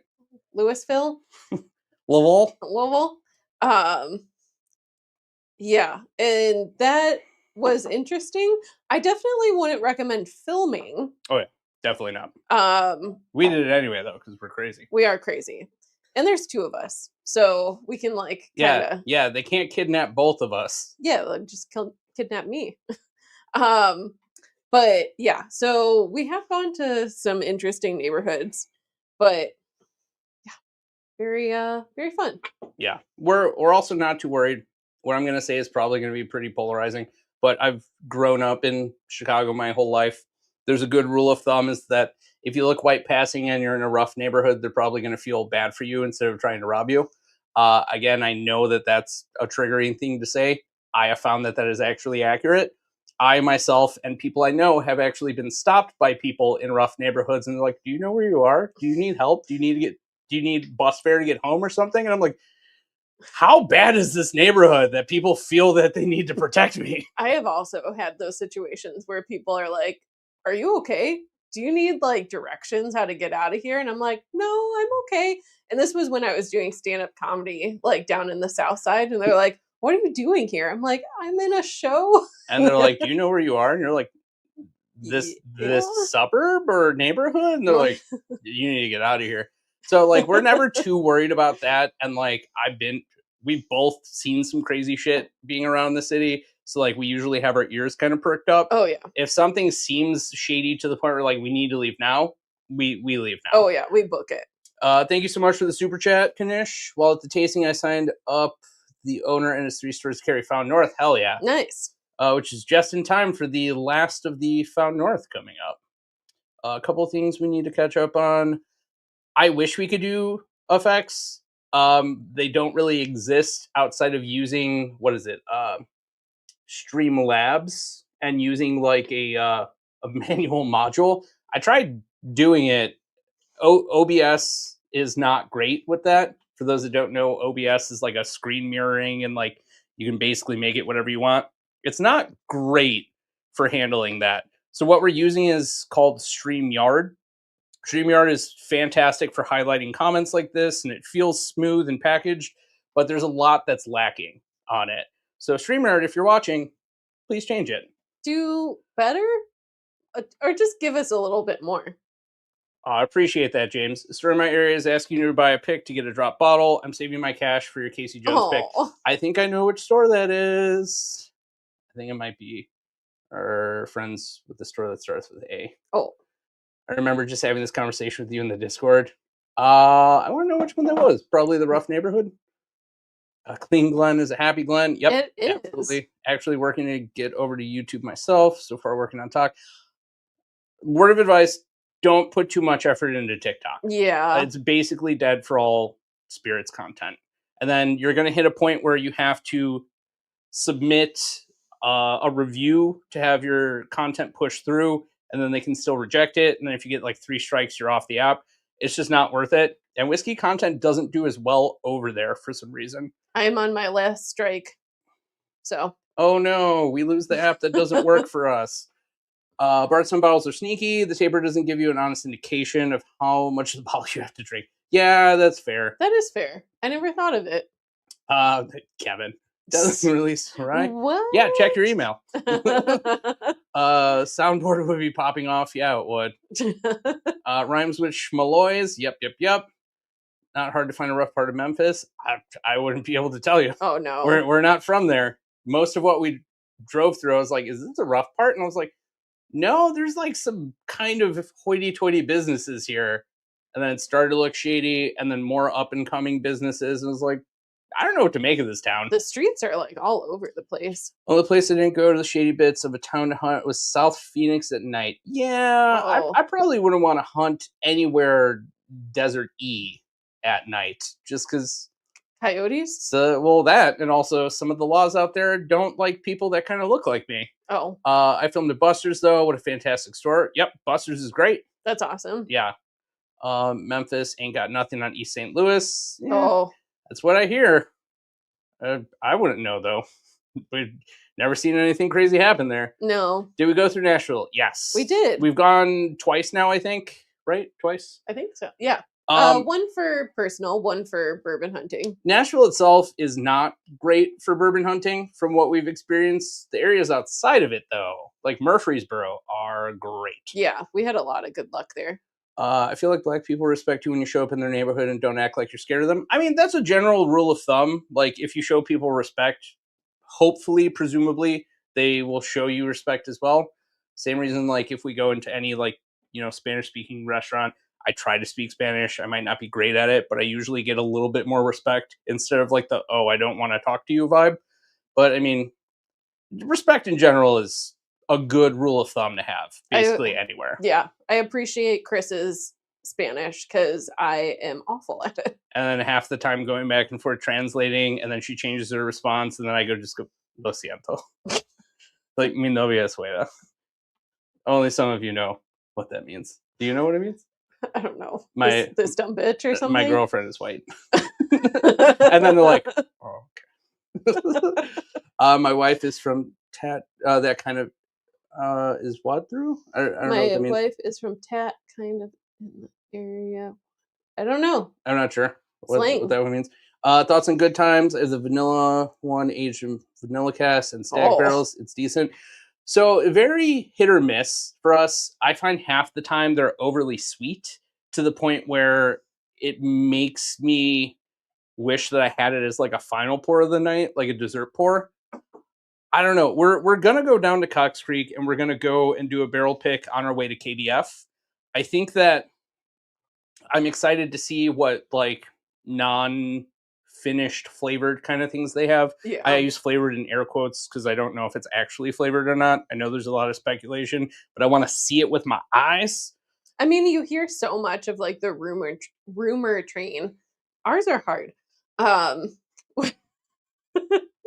Where it's just like, oh, they're putting packets of like flavoring in there and it's not actually like a barrel, blah, blah, blah. But until I see it, I can't really believe or not believe it. But also remember, people used to say that Rock Castle was 2 years old, and they said that Old Granddad 114 was coming off the shelf. Yeah, it's getting discontinued. They also said a number of things. So I don't put a ton of stock into these kind of comments. I will say, though, that I'm interested to try some of it for ourselves. We are going to try to go down for a Sakura cast finish. We get to try an MGP and a Barton version of it, so I'm really excited for that. We're also looking at some Old Rick picks. And for those who are already trying to ask, this is already a closed barrel pick. We had to invite another group of people for this, some of which are in the chat. So they've already had to invite is not the right term. We're inviting other people that are helping coordinate this. So those seats are already taken. So this is just going to be a closed group for this. It wasn't intentional. It's just kind of by design. So we will try a little bit of everything. And then we're probably going to pick at least one barrel. If we find a bunch we like, we might get two. I mean, some of the barrels we tried from Old Rick are just so freaking good. Yeah. So the Old Ricks are what I'm aiming for. Sakura is pretty close second to that. And then outside of that, we'll see what happens. Yeah. And if it sells well, all the reason to go back. Yep. We got Jerry at Rick's. Thanks for joining us from Detroit. Wow, thank you. We do need to come up there to Bourbon Hunt soon. We do. I went to Memphis and found out afterwards about the murder rate. Yeah, I mean, look, here's the thing. Numbers can say one thing, community approach says another. A lot of people will tell you things about like Chicago being one of the worst cities in the US, and then you actually talk to people and like you said, showing respect. Sometimes you could take it with a grain of salt. Sometimes there's pre-existing conditions for some of those numbers that show up. Sometimes it's obviously like societal indoctrination and like, essentially pushing people into an area and then just be like, figure it out.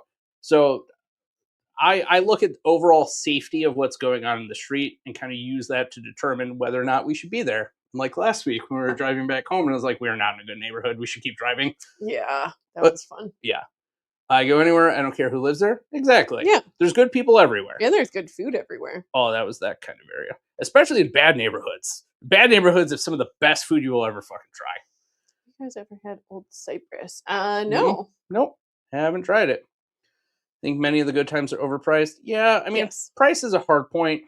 Like we, kind of mentioned, Dettling is a good example. Some people would be like, that's too much. I'm not paying for it.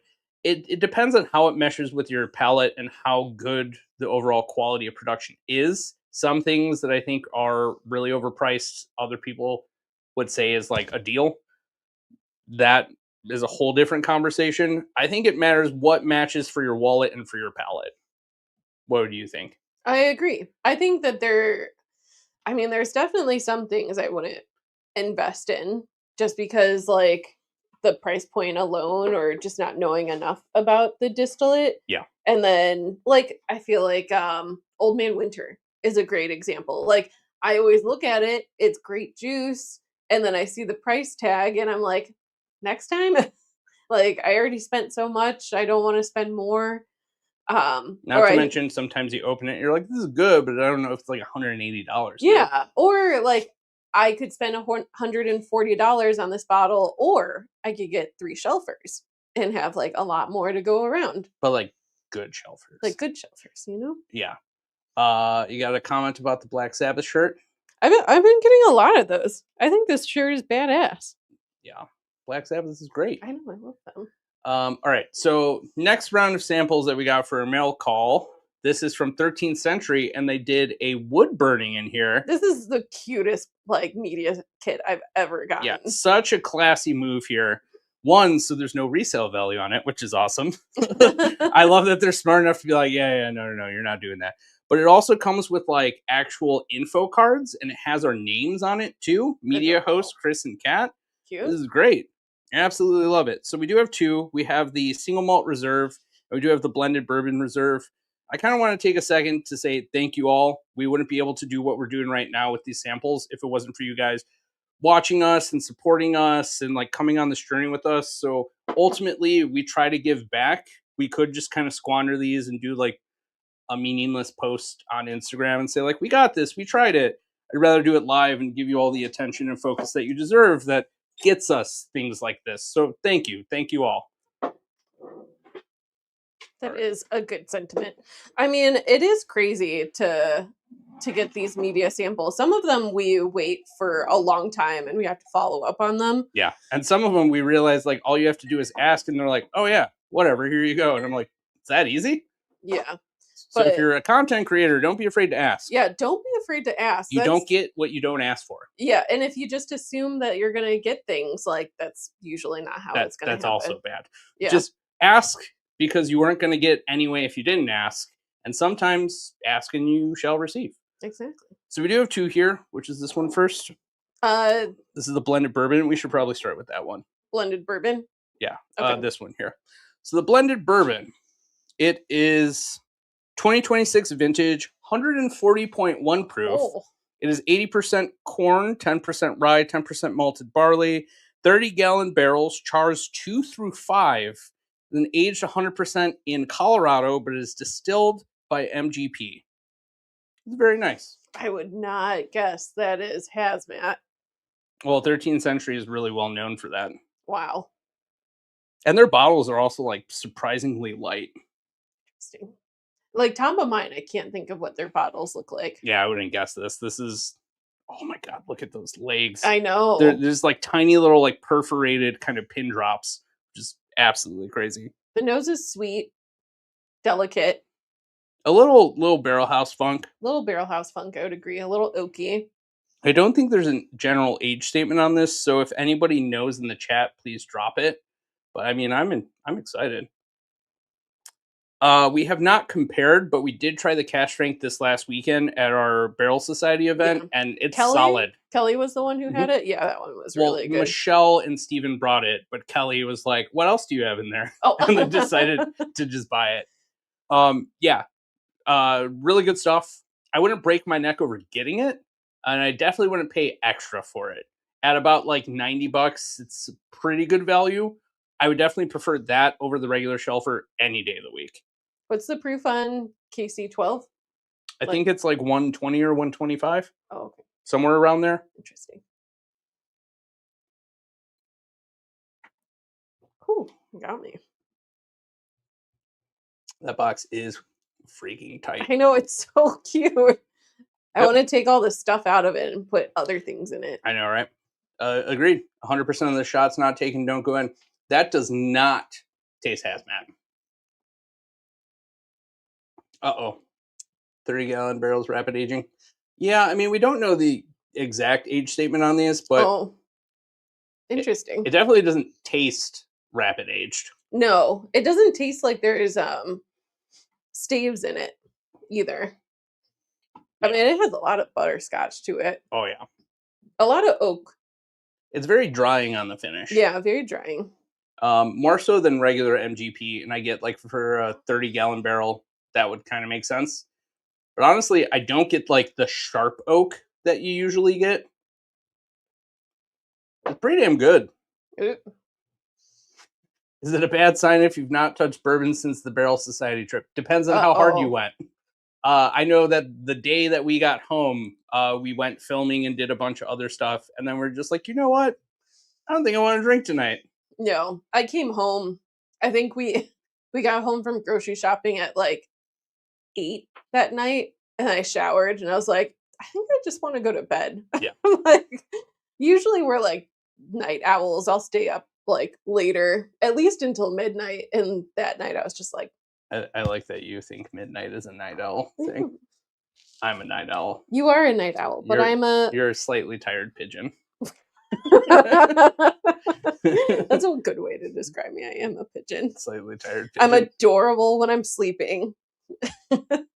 That's your take? Okay. That's fine. And I like caves, I guess. What? I'm not gonna ask. I'm not gonna. Pigeons originally are from caves.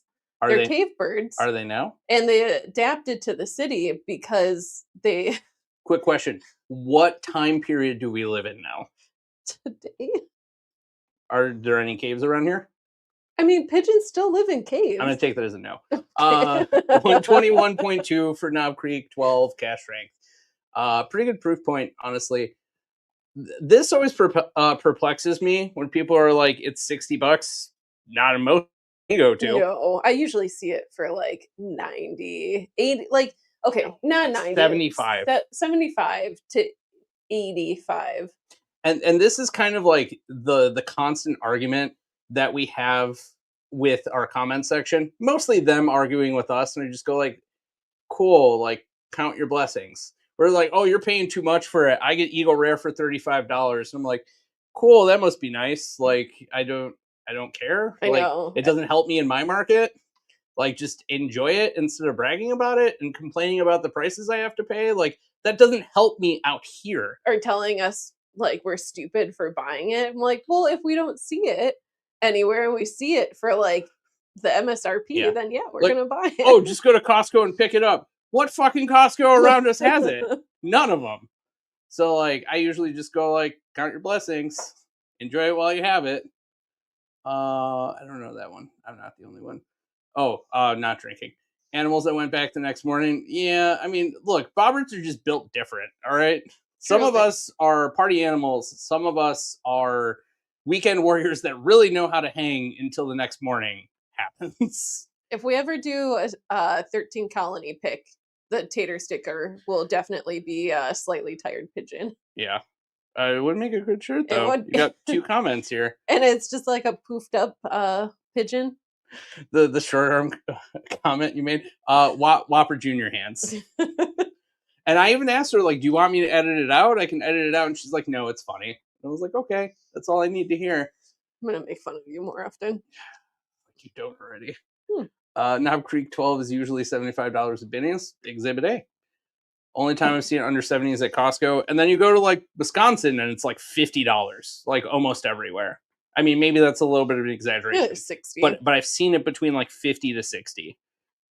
It was $50 for regular at Deluxe in Munster. Not too far for you guys. Yeah. I mean, here's the thing. We don't chase those bottles. I've always thought that like it was proofed down a little too much. I remember the first time we tried it, ironically, was in Indiana. It's like 100 proof, right? It's like 90 something. Like, yeah, I can't remember. Can you guys drop it in the chat? It's just such a bummer to have so much age on something and be like, okay, let's dilute all the flavor that we made. And you're like, let me decide. Yep. Oh, it's this is a great bummer. One. I'm in a state price controlled market. The price is the price unless they change the price statewide. Exactly. And it doesn't really help to make those comments to other people. Every time I see it, I'm always just like, why are you doing this? It's fine. We'll keep getting these comments and we'll keep ignoring them. It's fine. Now I've just gotten to the point where I go, California, right? And they're like, Arizona. I'm like, close enough. Brendan and Eric got Bloody Marys. Oh, believe me, I heard. I don't know how Dan did yoga. Oh, Bloody I don't know Marys. how either of you guys did yoga. I would have been like, yeah, no, thank you. Also, the Bloody Marys. I'm out on those. I don't like them. I can't. If I was drinking all night, I could not drink a Bloody Mary in the morning. Yep, definitely not. Whoever said it's like a hangover drink, it was like, you've never been hungover enough.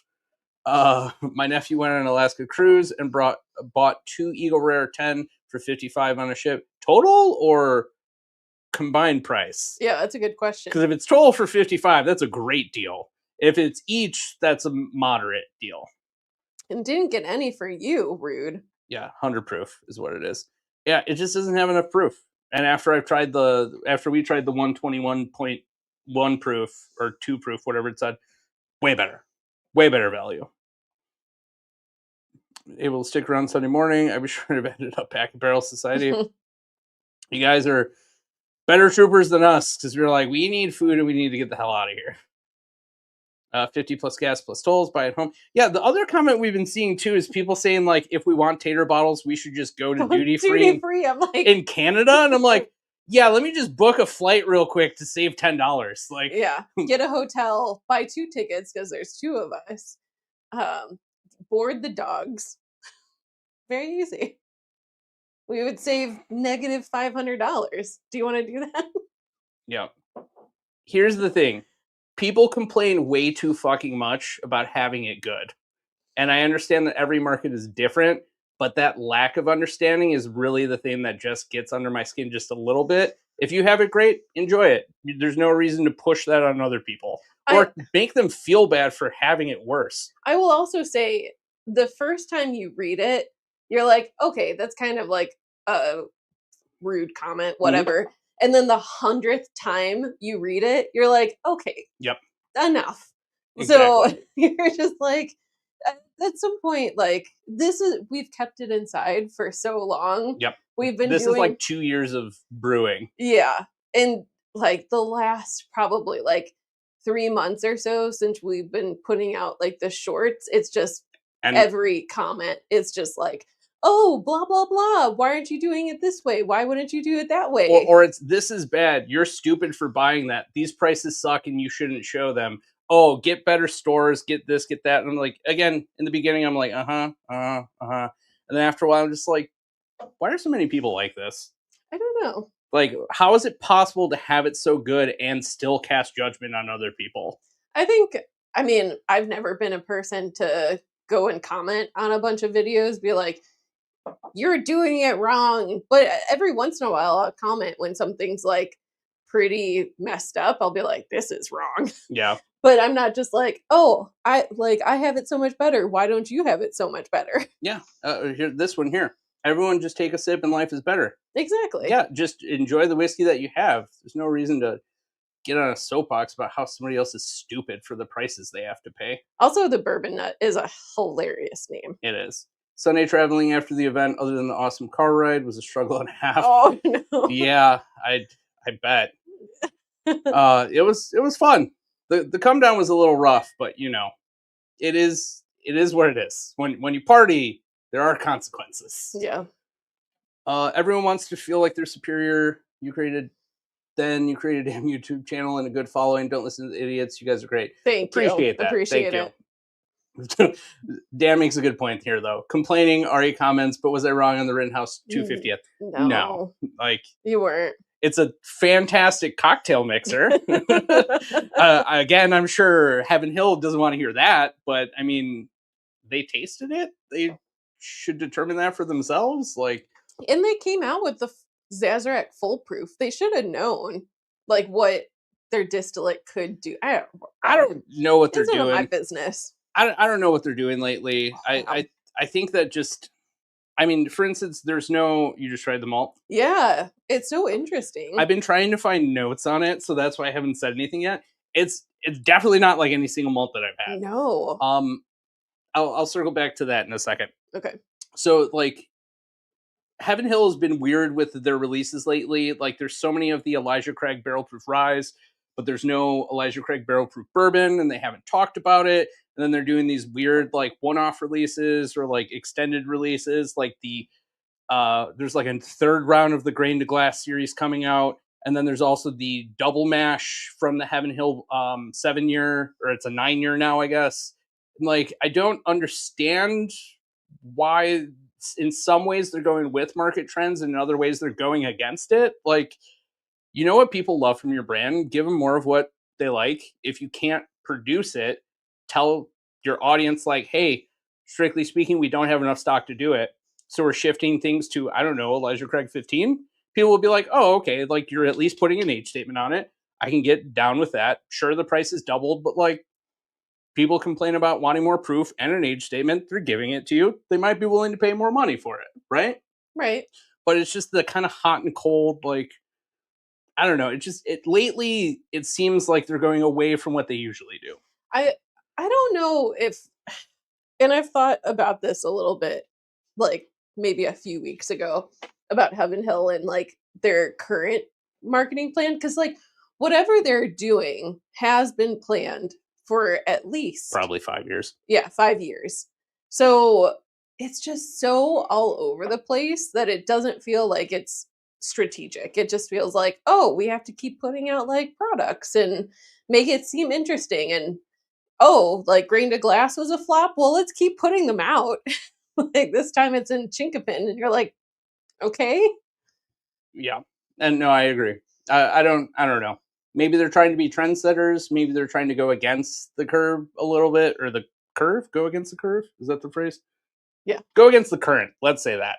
But I don't know. We'll just have to see what they do. That was definitely a miss, though. The Rittenhouse 250th. Totally was a miss. It's your live. Far be it for me to tell you what to accept. I'd rather you guys read the comments versus not read them. I'm with you guys. There's so many negative Sallys out there. So the approach that we started to take recently is instead of letting it kind of get under our skin, which you're seeing here a little bit, mostly my skin. I'm not going to blame it on Kat. If I don't like it, I just ignore it.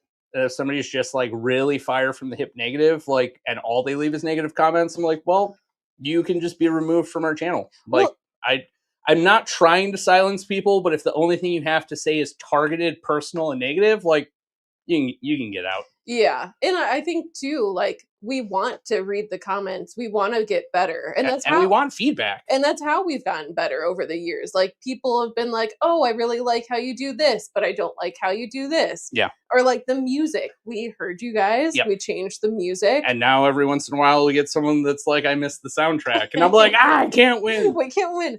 And then there's some really just negative ones where someone was like, skirts don't belong in bourbon. And I just followed it up with like, I'm sorry, are you referring to women? Like, and then they just never responded. I'm like, yeah, get out of here. There's a lot of like negative things towards me. Yeah. That, like, if you keep saying negative things, you're gonna talk into the void. And it's not even specific to you. It's the fact that you're a lady. I'm just like, get the fuck out of here, man. Like, some men are like, oh, my wife doesn't like bourbon or whatever. And then you get somebody who likes it, and then you're like, oh, let's shit on her. Like, how does that make sense? Like, women have been in bourbon since the beginning. Mary Dowling was like a huge prominent figure. Maker's Mark, Louise? Louisa? No, that's not the right name. Why am I forgetting her name? Louisa's from Nelson's Greenbrier. Yeah, Louisa. But I mean, we wouldn't have the Maker's Mark bottle without her. We wouldn't have like Nelson's Greenbrier and like the first like true bourbon, like American bourbon, without a lot of these women. So, hey, it's none of my business. I'm not talking. Yeah, another forced perspective comment. This is just for scale. Normal hand size. It just looks like it's taking up my whole body here. Bigger, smaller. Here we go. I think they're just trying to put out whatever to create a market, like the fact that it'll fit 7 and 9. Yeah, I don't love that. I really don't like it. It doesn't make sense to justify like an extra $100 price hike or like $80, $50 price point. It just doesn't make sense to me, but that's none of my business. I would agree with this. Grain to Glass is good for what it is, way too pricey. Mm-hmm. And the price just keeps going up as they're doing different finishings and whatnot. You know why they stopped the barrel proof series? Nope. Haven't even publicly announced it. Haven't talked about it at all. Describing it's something due to having made so much that demand is going down. Yeah, I mean, true. But these projects were planned before demand went down. So, or maybe they're like pushing or like keeping them behind. I don't know. I really don't know what Heaven Hill is doing. Here's a good little plug because we're bad at doing them. If you've not been to a Bonding Over Bourbon endorsed event, become a Patreon member and become an insider. You get early access to videos. You get exclusive access to private events. You also get a chance to join our barrel picks, which Speaking of which, during this live stream just a second ago, I did get confirmation of a text from Luca from 7-3, and tomorrow I am finalizing the details on our barrel pick. That deal just went That through. deal just went through. Yeah. Triples is best. Triples is best. So with that in mind, we did already close the submission for that. If you're already locked into that form that you filled out, you are good to go. We'll do the raffle sometime, or the drawing for who gets to go in a couple of days here. But if you're waiting until now to enter, the window is already closed. But we do have really good barrel picks coming up. A lot. We have a lot. We have Larrikin in the works. We just have to finalize that. Possibly a second Larrikin. Possibly a second Larrikin. Surprise to me. Oops. I told you before dinner. There's so much information that's going on. What else do we have? We have a collaboration coming up with Handy Spot in Indiana. That is to be determined. We're probably going to decide that on our way to KBF. We have the Cox Creek. We have our Silk Velvet pick that we did. That's coming out. We have 2 Casey Jones picks coming out soon. We have a Thornton American Single Malt from Illinois that is aged in mead casks, which is fan-fucking-tastic. They are doing the first ever single barrel for their single malt. So time for TTP approval and whatever. That might hit a little bit later than everything else that we just discussed. But we also have a Penelope pick that's coming out. That's a super short quantity for that. I think it's only going to be about 45 bottles. That is going to be a Patreon exclusive at first. If it doesn't make it through the Patreon tiers, then we will open it up to the public. But I can't imagine the 45 bottles will stay around for long. Yeah, I wouldn't hold your breath. Yeah, so all of these are at least a couple of weeks to a couple of months out for the things that we've already got coming into our bottle shop. The other stuff that we mentioned is like the Larrikin and like the Cox Creek, all that stuff has not been done yet. Oh, we also have a Barrel House rum coming. Oh, yeah. We're doing that pick at KBF, which is going to be fun. We have so much shit going on. That's fine. Let's think about all the fun stuff we're going to drink. I mean, all of this is fun. I feel like it gets overwhelming at some point, but at the same time, you're like, oh, I have to go to a distillery and drink and talk to a master distiller. I get to open my heart about how much I love what you do. Caribou, thank you. I appreciate that. Sorry we made you broke. We make ourselves broke too. Same. Yeah. What we get on camera is only a portion of what we buy half the time. I do say no to a lot of stuff. I only win most of the time. Yeah. What's this one? That one I do not get. There are 100% channels to make gender a thing. Cat absolutely does 0 to deserve negativity. Oh, right? Like, thank you. I would say like 15%. I deserve some negativity. Well, I edit most of it out, honestly. And there are times where I'm like, no, like, don't say it that way. Trust me. The comment section is going to be shitty. Just do a retake. But yeah, like, she does great camera work. We wouldn't have this channel if it wasn't for her. So, like, for someone to be like, oh, she doesn't belong in this, like, then you don't like good quality videos. Like, straight up, straightforward. And you also don't care enough about people's opinions. You just want to bro out digitally online, which is fine, but there are spaces for that. True. It's not YouTube. Bardstown Check was wondering if those are the new 3-liter bottles. Yes. Yeah. It's crazy, right? We're the first ones with the 3 liters. Hell yeah, Luke is awesome. He is awesome. He's amazing. I could talk to him forever. I couldn't make the last one, but hopefully I can make the next one. We'd love to see you there. We would. Larrikin, I'd be so down. We still need to talk to Katie and Greg, which we're probably going to do at KBF. We're shooting for maybe doing this event in October, right around Bourbon in the Banks. To be determined. Don't quote us on that. We haven't finalized any details. So we will report back with information as soon as we have it, which is a helpful reminder. If you want to join these things, Patreon, Discord, YouTube members chat, if that's how you have a membership with our channel. These are the easiest ways to get information to all of these picks and all of that news. You have to follow it regularly.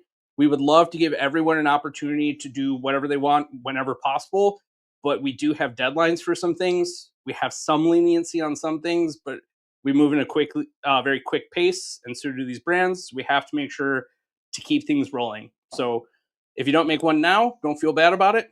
There's plenty more down the pipeline. As long as you guys are still excited about these things, we will keep going and setting them up. Yep. I want to talk about this one. Rosewater cannot be cask strength because it is proof down with rosewater. That being said, it might be a Hazmat larrikin that by itself doesn't really drink to their standards, but proof down with rose water will be fantastic. To be determined. That's straight from the statue. What? Oh, from the kangaroo statue. God damn it, Dan. Can't wait for the upcoming picks. Barrel House has been so good. Thank you so much for the support. Thank you. Driftless Glen is another one. Yep. Like I said, there's a lot. That is also a closed pick. Multi-channel content creation for that one. So those seats are already locked in. And trust me, you don't want to be there. You won't be able to keep up with all of us. Honestly. I'm worried about my liver. See, there we go. I explained what a bottle share was to my wife and showed her a picture. She was like, what the fuck? In a positive way. Yeah. It gets to be a lot at a certain point. Dig the rose water. Fucking Kevin always dropped big time. Became a larrikin fan from the live stream. That's awesome. I appreciate that. I'm sure Greg would love to know that. Honestly, yeah.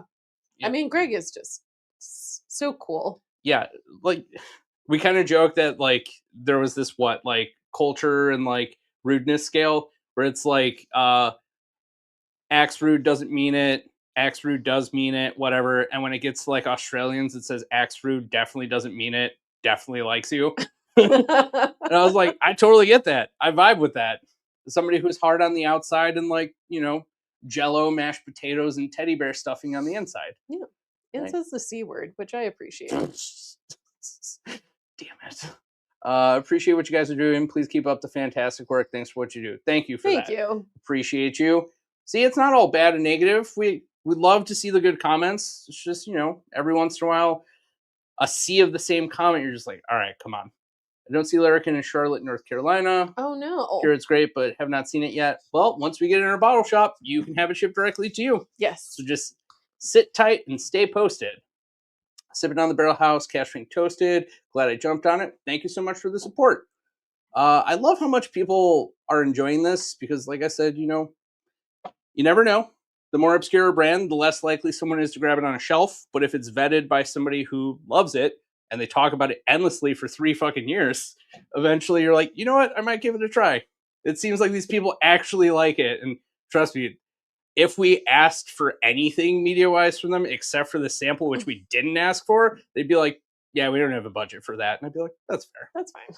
So a brand like that, that's a brand I'm going to support. Like, we don't do marketing. We don't do advertisement, media, whatever. Like, we just make what we make, and you like it or you don't. You're like, some marketing is free, but I'll keep that to myself. Well, they definitely got a free marketing from us because we loved it so much we wouldn't shut up about it. Yeah, true. I'd love a Driftless Glen pick. I have a bunch of samples for Chris and Kat from them. Thank you. Appreciate you. Very excited for it. Thornton's BM Rum. Yep, those are all going to be very good. They even made like a special label for the Thornton. Oh my God, it's so good. I haven't dropped it in the chat because it hasn't gone through TTB approval. Otherwise, I would have done that like 3 weeks ago. When we got it. We've been holding on to it. Also, the Barrel House rum. We have 2 rums in the works. We have a barrel pick of the Barrel House rum. And then they're also taking the X toasted barrel from our pick. And they're going to age rum up in it. So not a lot of brands do that. We get the chance to actually have a very unique thing coming from a brand that makes some of the best rum that we've ever had. And it's going to be fan-fucking-tastic. But it's also going to be like 180 bottles. So if you have friends that like rum, I'm going to need your help selling that barrel. Yeah. We got Sam here from Handy Spot. Hey, Sam. What up? The way you did the Barrel House release worked very well. Thank you. Thank you for that. We went through a lot of rigorous testing. We did. To make sure. It was almost a travesty because we couldn't get the password protection to work. And then I obsessed over it until we figured it out. Yeah. So thank you, OCD, for something. Just us in like separate rooms. Like, are you seeing it now? I turned it on and off. And then even our mod chat was like, what about you guys? Can you see it? And they're like, I can see it. I'm like, shit, this is going to be a nightmare. Conference room bottle share was amazing. Yep, that was a clutch move. And thank you, Michelle and Steven, for making that happen. Oh, yeah. Wanking over bourbons? Oh, no, you shouldn't wank over bourbon. Yeah, definitely don't wank over your bourbon. Or anyone else's, for that matter. No, that's just rude. Yeah. I'm not at that level. You guys don't tell me Barrel Society was the warm up. Yeah, I mean, one day. Well, Barrel Society wasn't even the warm up. That was Like the third stop. We stopped at why is my brain Star Union. Star Union. And then we went to Rudy's, which is a tap room down the street, which we did a video with that should hopefully be coming out sometime soon. And then we went to Barrel Society, and then we did an after party share. And then apparently some people stayed up till 7 a.m., which sick, but like we had some filming. We couldn't do it. But yeah, you just got to get in those reps. Or don't. Might be better for your mental health. Who knows? I'm getting like cinnamon and honey on this now. Yeah. We're not kidding, folks. Most of us didn't know each other over a year or two ago, and now via Chris, Kat, and their Discord, introverts meet in public, socialized strength. It's true. We did have probably at least the region's largest gathering of introverts. That's true. It was kind of awesome. Yeah. Also, everyone like knew to be like, hey, I want to talk to you and blah, blah. Okay, I'm going to walk over here now. And you're like, this is great. Nobody's overstaying a conversation. They're just bopping around and talking to people they like. It's great. As an introvert, I appreciate that. Same. I'm also an introvert. Shout out for Moist Dan for the Casey's Taco Pizza. Honestly, I didn't know about Casey's Taco Pizza, and now I can't live without it. Yeah. So Kelly Thompson cued us into this, that the Butter My Biscuit tastes very similar to the new Stag 26C. At first, I was like, oh, okay, that's awesome. And then you cracked the bottle. I tried it. I was like, holy shit, you're right. Very, very close. Not as much oak, but very, very close. Very close. The cherry is very on point. I get a very weird note from this malt that I can't figure out. I get like nectarine. Like a stone fruit. I get a stone fruit, but I get a darker note. A darker note.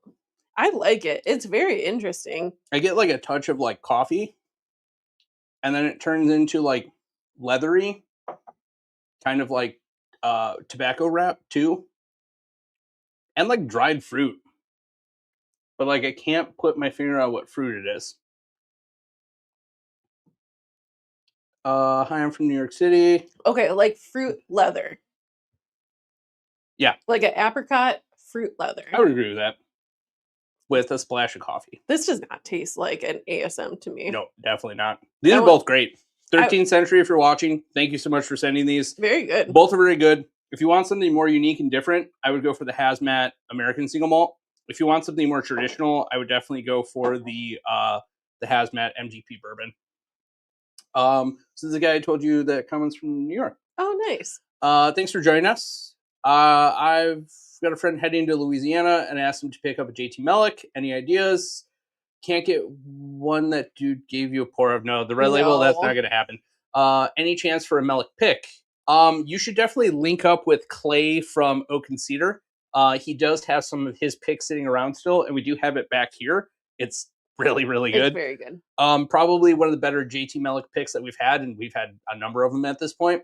I think in general, throw a dart at a board, and you could probably find JT Mellick or picks anywhere in Louisiana.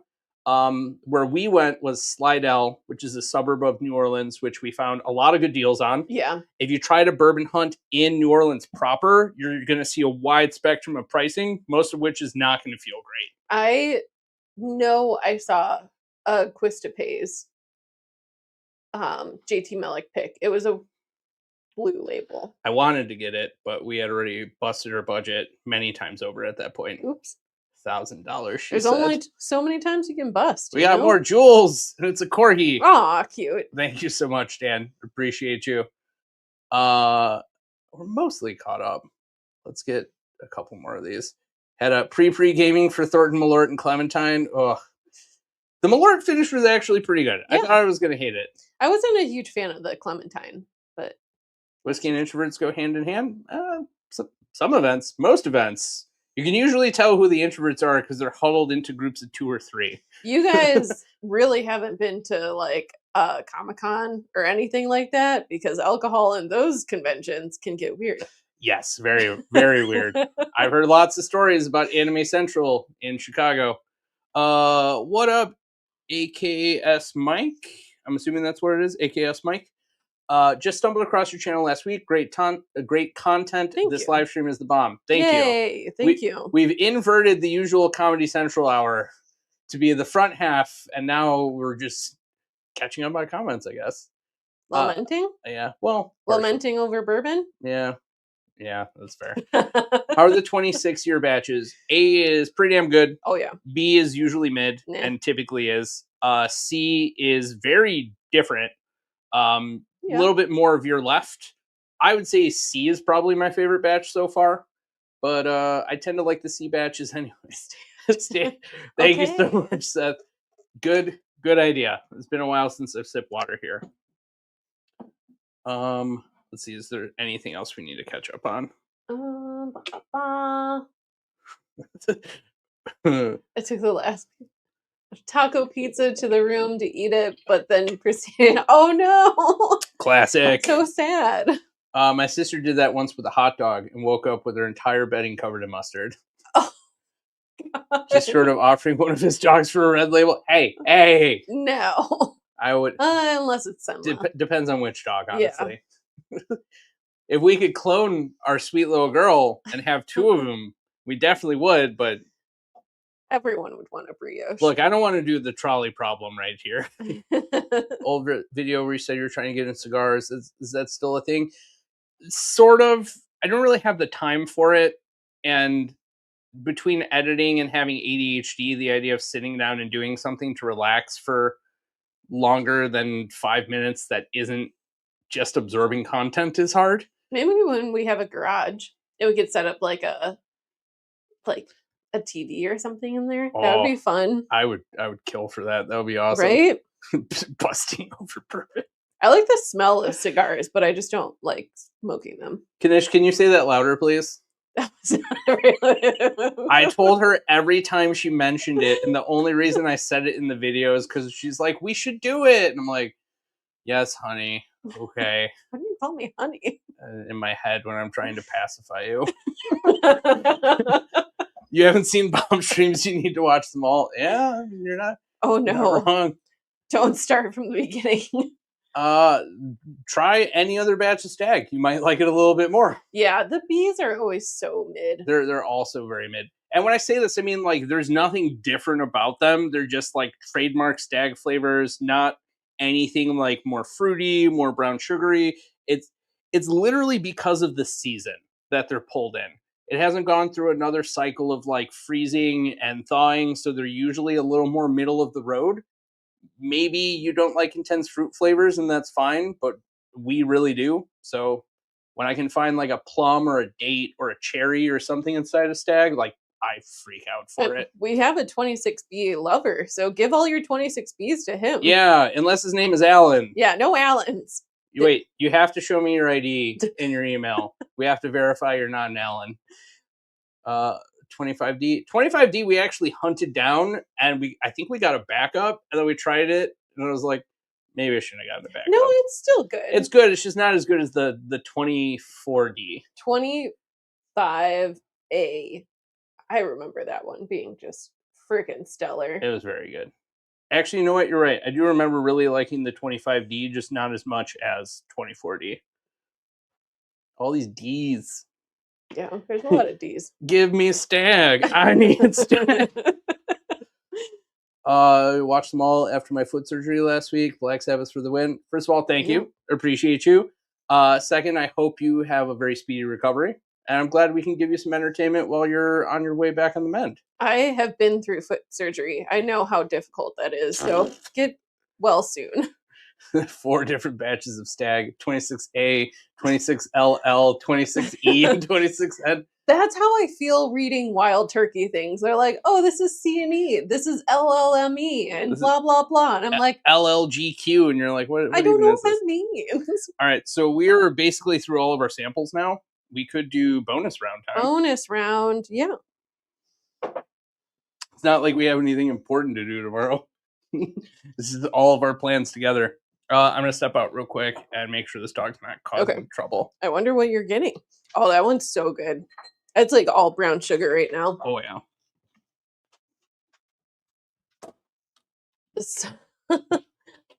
Maybe. I don't know. Let me see if we missed anything else in the chat. What is everyone drinking tonight? Oh, shoot. I'm clicking off. I'm surprised I didn't in the live stream. See,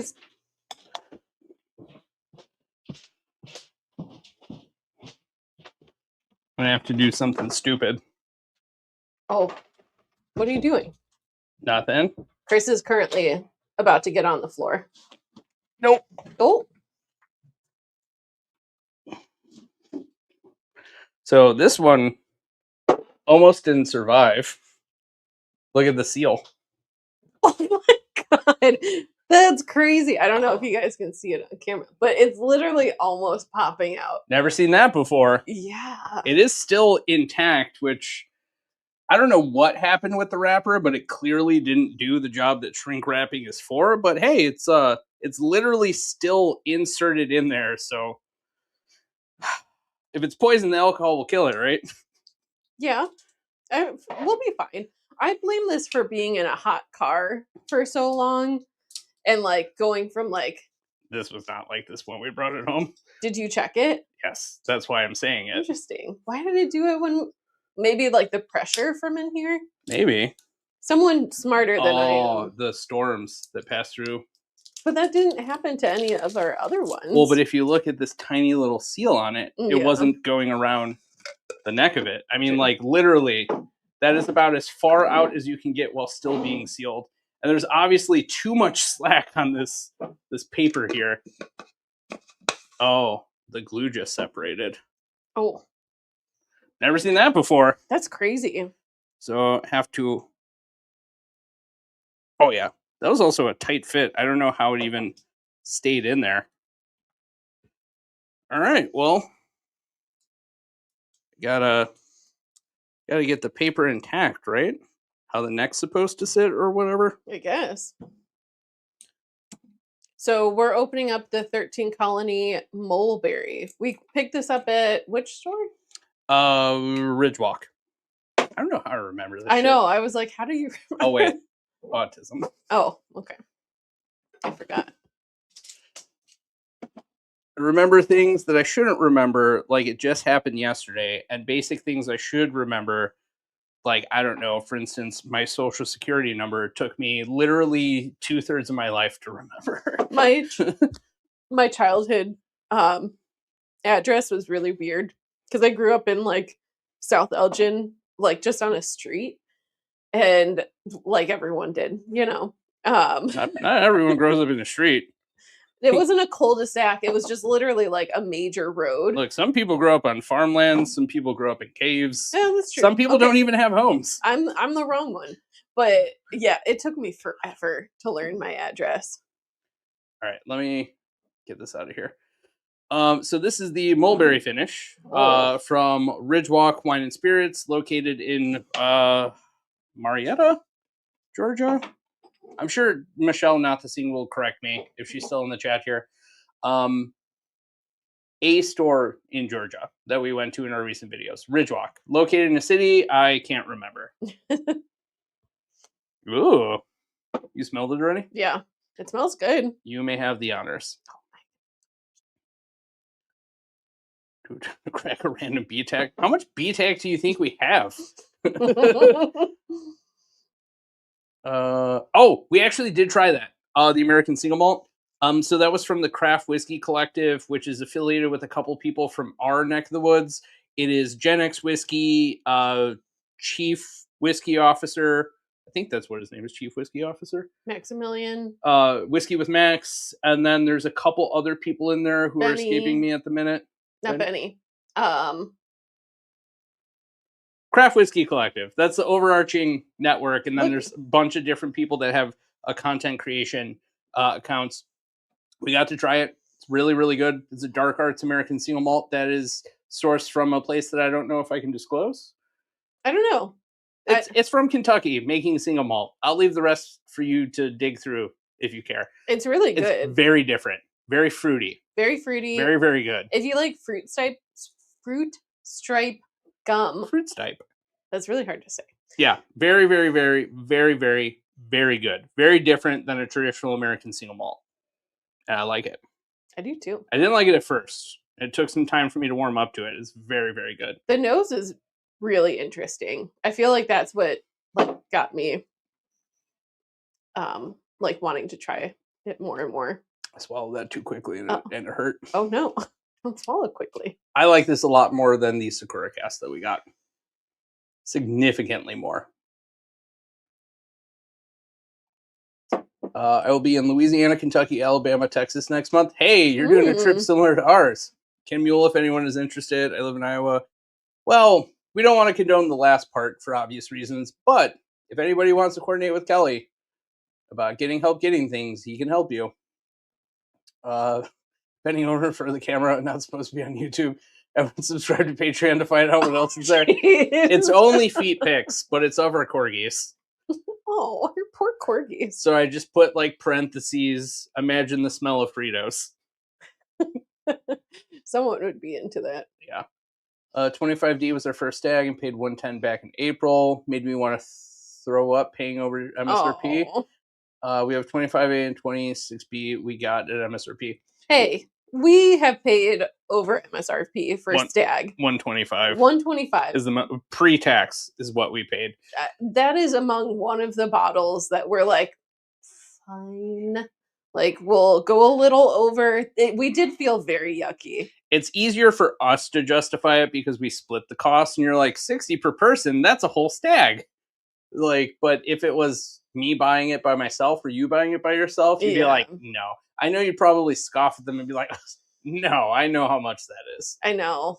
I have no poker face. Have we tried Buc-ee's versus Wally's? Wally's is a hollow imitation, and Buc-ee's is great, but business practice, they suck right now for all the lawsuits. Fantastic fudge. Yeah. Too much fudge, honestly. Bridgewalk and Woodstock. There we go. Thank you so much for that. What else we got here? Everyone likes your shirt. I know, it's a great shirt. I'm assuming that it's also demons having an orgy. I realized that like halfway through this stream. Did we open the Bardstown yet? Yes. We opened all of them. We also opened up the Cascadia, right? That's the name of it? Yeah. Just to compare it. This is definitely a lot more in your face with the Gariana than this one is. This, I think, needs time to open, and then it'll become like a pretty big flavor bomb. And this was a surprising hit. The Isle of Jura. I actually really like that one. Yeah. I think that was my favorite. Yeah. Very, very good. Very surprised. What I'm finding with Bardstown lately is the ones that I don't expect to hit are the ones that hit, and the ones that you think are going to be a slam dunk aren't. True. What was the other one that like we were super surprised by? I think we tried it at Bardstown. I don't remember. We were with Parker and the Shy Guys. I don't remember which one we tried. I can't remember either. It'll come to me. Oh well. I'm waiting for their inevitable Sakura cask. Out of the Weller Rainbow, what bottle was the hardest to find? Single barrel. Yes. Single barrel. Always is. You can usually find it if you want to spend $400 to $600. Don't do it. Yeah, Please don't do it. We did get one at MSRP, which is the one that's up here, right here, and then we did get another one on video for like $250. I know that price sucks, but we were kind of doing it for the thrill of the content, and we're like, $250 in Indiana is actually a pretty good deal. Yeah. So, and I loved the store owner. He was hilarious. We're like, he's like, I don't give a shit. Like, can we film here? He's like, I don't fucking care. I'm like, okay, I love you. It's like, do you mind if we ask you to turn on the music so we can film? And he's like, people will freak out if they don't hear music in here. I'm like, really? It was like, it'll be like 5 to 10 minutes. He's like, whatever. I was like, can I come back to shop here all the time? Can I come and hang out with you for a little while? You seem very fun. Yeah. Very, very good time there. And he was, I don't know if I should say this part, but I'm pretty sure he was chain smoking in the store. And I was like, this guy really doesn't give a shit. Yeah. On your various trips, have you ever had fudge from Uranus? All right, Seth. Okay. Black Sabbath is cool, but was referring to Chris's shirt. Japanese writing says, I love vodka, though.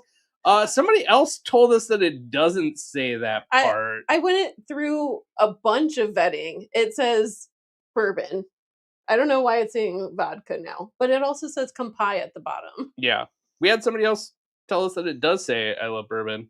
unless they were messing with us. But either way, Kat designed this. I'm gonna do Google Translate really quick.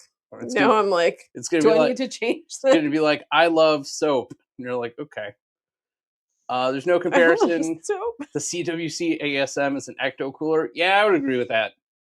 It's so weird. It's awesome. It's a town branch. Well, you said it, so I don't have to be accountable for it. Those finish in some beer casks. I think that's right. I think that's what the label said. Well, their single barrel is close to 200. Yeah, now when we bought it, the floor for it was 250, and I was okay with. Let's see what it says. It's like It just says bourbon. I love potato bourbon. Yeah, it's just bourbon. Absolutely not. Rock Hill Farms is not worth picking up at 200. If you really want to get it, then yes. If you're rounding out the collection and you can justify the price, yes. For finding something that's hard to get, that's fairly reasonable for secondary value on it. In terms of if it flavor-wise is worth it, no. It's like an upgraded E.H. Taylor single barrel, which is valued at like 70-ish, 80-ish dollars. I know we overpay for some things, but this is not one bottle that I think you need to overpay for.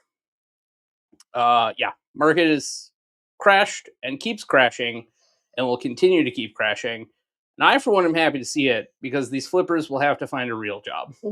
And maybe one day we'll have California and Arizona prices. Maybe. Highly doubt it. We don't have enough tequila drinkers here to substantiate that. Or vodka drinkers, honestly. Quick, skinny. A lot of in-your-face Gariana. The island of Jura was a surprising hit. Or sorry, what is this? The Lochs of Jura? Yeah. Was a surprising hit. Liked it a little bit more than this one for the 2026 disco. But I think the disco needs more time to open up, and it will be a flavor bomb. The disco, we did have it open for a little while. I think like maybe 30 minutes or so. It really did open up. Still a little sip in here. Ooh. It smells nice. It's a lot more floral. It is.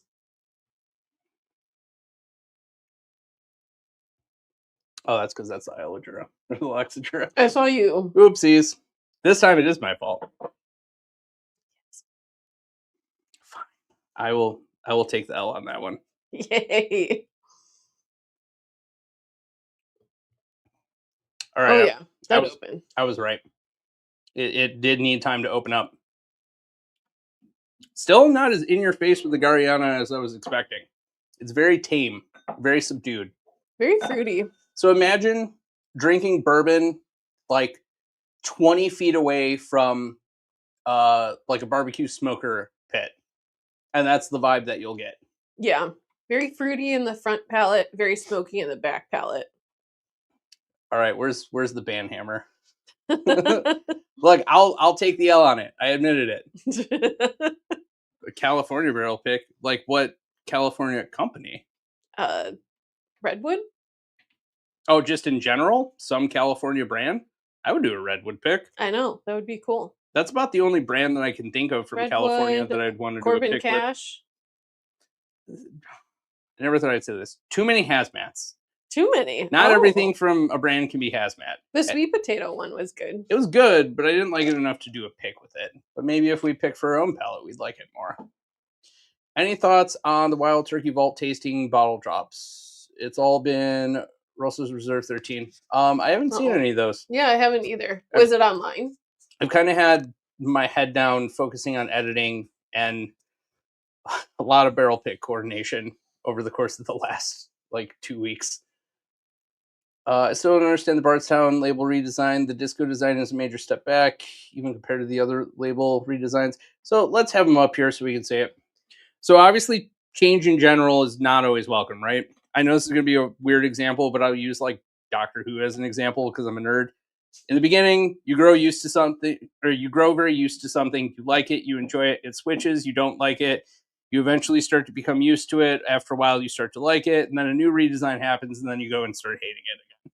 So I think that for the time being, is this as iconic as their old design? No, maybe not.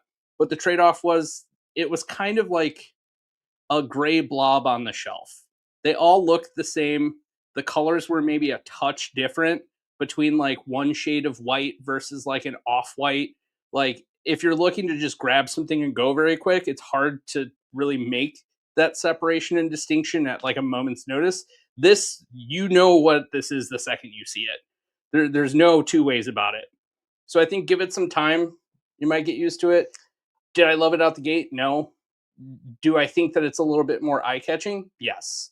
And thankfully the font is bigger. Yes. Like this is helpful. That was going to be my point. Like reading Disco 13's label where the font was on like that silver like background. I'm like the reflective like holographic thing. Yeah, and getting that on camera, I'm like, I fucking hate this. Like it's so hard. Yeah. That this at least will look great on camera.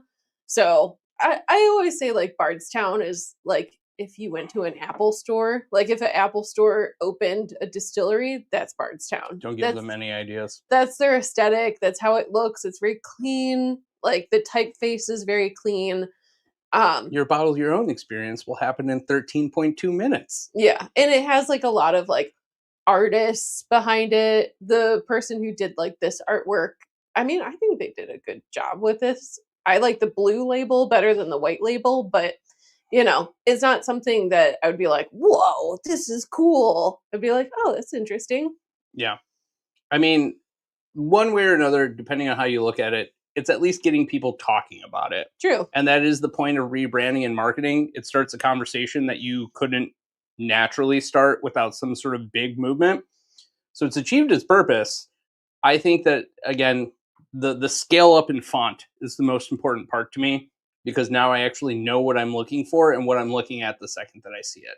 The ones that just have the little label going around the side and none of this like extra like vertical piece, those I'm not as big of a fan of. And I always see them flopping off in the aisle. Yep. It has the same problem as Wilderness Trail. Yeah. I was talking Redwood Empire. Yeah, we do a pick with them any day of the week. Haven't tried Sabbatical. Corbin Cash is pretty good. I would definitely want to pick for my own palate, though. See, Lochs Jura design is great. It's very eye-catching. It is. Has almost like a Van Gogh kind of like watercolor vibe to it. Special release bottles are better than redesigned shelfers. Yep, I would agree with that. Sent out an email today saying that they're doing the release strategy from it being a surprise to being Russell's 13 until August 31st now. That's kind of weird. Oh, that is weird. Yeah, I don't know if I like that. I mean, it's cool to basically be like a print by demand kind of volume for sales, but like at the same time, I don't know how people are going to feel about that, because then the rarity and exclusivity it kind of goes down. Then you might see them kind of backpedaling and being like, we fulfilled too many orders, we can't do it, we need to cancel a bunch, which means probably the people all the way on the back end of the orders are going to get screwed for it. Hopefully not. I don't know. There's no perfect system for these drops. I mean, like, we've seen a lot of them go very, very horribly. I've seen a lot of pissed off people. When we were in line for like 1,063, and I was like, oh no, how are we ever going to get that? I'm like, just exit. And then it dropped down to like 400, and I was like, well, a lot of people are pissed off. Yeah. What you're saying, my interest in Bardstown has gone down noticeably when the new labels in the store currently have no bottles from them. And I don't blame you for it. I mean, it's not a design that's for everyone. I don't think it's even for us most days of the week, but like today I kind of like it. I like the blue better than the orange. The orange gives me weird vibes. Yeah, it looks kind of like a piece of wood. Yeah. Just like tied by a label. Or like a corkboard. I would agree with that. Yeah, it looks like corkboard. Yeah, but I mean, you know, they're trying something different, which you can't really fault them for. It just doesn't mean everyone's going to like it. I don't think I ever asked you guys, what's your special pour, like to celebrate something major? That kind of depends on the occasion and the day of the week and how much of it we have left. What would you say? I think like special... Happy. No, I'm kidding. Special occasion would be like birthdays, anniversaries. Sometimes it's a Rock Castle. Rock Castle. Sometimes it's a GTS. Yeah. Sometimes like Russell's 15. Yeah, that's true. Because like we never go for those, but like mostly because we only have so much. Yeah. and we're trying to squirrel it away. And I don't want to spend $1,000 on a new one. No. Sometimes it's our barrel picks that don't exist anymore. Like the Casey Jones, we're kind of nursing. Well, not this one, but our barrel pick. We're kind of nursing it. Sometimes it's stuff we can't really get. Like the Pursuit. We would probably take a pour of that, or a Jack 14. Usually like our high-end stuff that was like a one-off unicorn drop. I'm going to drink them dry at trial and error before I open that Pursuit bottle. Oh, yeah. I have personally put like at least a 10 ounce, no, more than that, probably like a 12 to 14 ounce dent in the Pursuit Sakura cast bottle at trial and error. They better make that again. I'll be so sad if they don't. They said that if I remember correctly, I think they said that they're going to, but it's going to be some time. They're mostly going to wait for like the rest of the market that's trying to do it to kind of fizzle out. That's fair. That one's superior. Are there ones I should try of the Bardstown series? The highest wheat is good. A lot of people relate it to 107, like Weller Antique. I don't think the comparison is a 1-to-1, but it is pretty approachable. Some of the discoveries are good. I like the 13 because it's different, which has the Hungarian oak. Yeah. A lot of people really like the 12. I don't like the 12 as much. Other people like 11, mostly because like they're blending in the wild turkey aspect, which I feel takes away the uniqueness of the wild turkey. I much rather just drink wild turkey. Exactly. And then beyond that, some of the special releases, like the Carter Cellars, if you like wine finish, it's not bad. I don't know if I would buy it for the price point. The Amrut is very interesting. It's too expensive. It's very expensive, but it's very good. If you get a pour of it, it's pretty good. Mm-hmm. But for regular shelfer, the highest wheat mash bill is definitely the one to go with. And yeah, that's echoed by that comment there. Etches on the side of the labels are notches on the sides of the labels are underrated in my opinion. The disco colors speak to me. Yeah, I mean they're eye-catching. That's the least you could say about these. Wild Turkey announcement was about their special delivery events and tours. Is a week or so before the tours. Oh, interesting. So they're doing like the pre-reserve, kind of like Buffalo Trace did. I mean, that didn't go well. I think they're going to try again next year. Interesting. This is why Rock Castle is so special. Only released twice a year. So recently it was a If You Know, You Know bottle. Yeah, sorry, Chad. There are certain batches that are more special than the other ones. High five, BK. Thank you. Thank you. Thank you for the jewels. Run of the jewels? Yeah. He did run the jewels into our digital wallet. Being from Chicago, the Bardstown Goose Island collab is good. It is good. It goes for insane prices on secondary, from what I've been told. And if I ever see that, it's not the ice wine. That is the one. Yeah. If I ever see that one for a reasonable price, I'm grabbing it. Yeah. What are your final thoughts on this one? I like this one much better than I like the Sakura cast. It's sweeter and easier to drink. Sakura cast from 13th Colony. Yeah. Yeah. I would agree with that. The mulberry is integrated in a really nice way. If this is what this tastes like by itself, I think that the one Michelle told us about, which is the Sakura cask and mulberry finish, I think we might need two of those. This one tastes like blackberry frosting. I would agree with that. Yep. That's very good. Yep. Absolutely. Well, we made it through a lot of pours. We did it. I feel in a good place. Yeah. Do we keep going or do we call it a night? I think we call it a night. Okay. It is almost 11 o'clock our time. I'm sure there's a mad puppy. Yeah. He's sleeping. He probably doesn't give a shit. Well, that's going to be it for this live stream. We went through many new products, many new bottles, lots of things we never thought we'd get our hands on, which is great. Big shout out to the help on getting these. Yes. These are 2 bottles we never thought we would get, so we're very appreciative of it. 13th Century's making good stuff. The Bardstown, again, surprisingly, the Loch of Jura is a smash hit. Honestly, I was surprised by that one. Yeah, but as always, thank you guys for joining us. We love you all. Love to catch you on one of our upcoming streams. next couple of months are going to be pretty packed and pretty crazy for us. Yeah. So I think that our lives, we're going to have to double check our calendars, make sure they're still You can just check it now. You can just check it now. Okay. I know we're going to be on KBF for, I think, one of them. Nope. We skipped that one. Oh, we're good.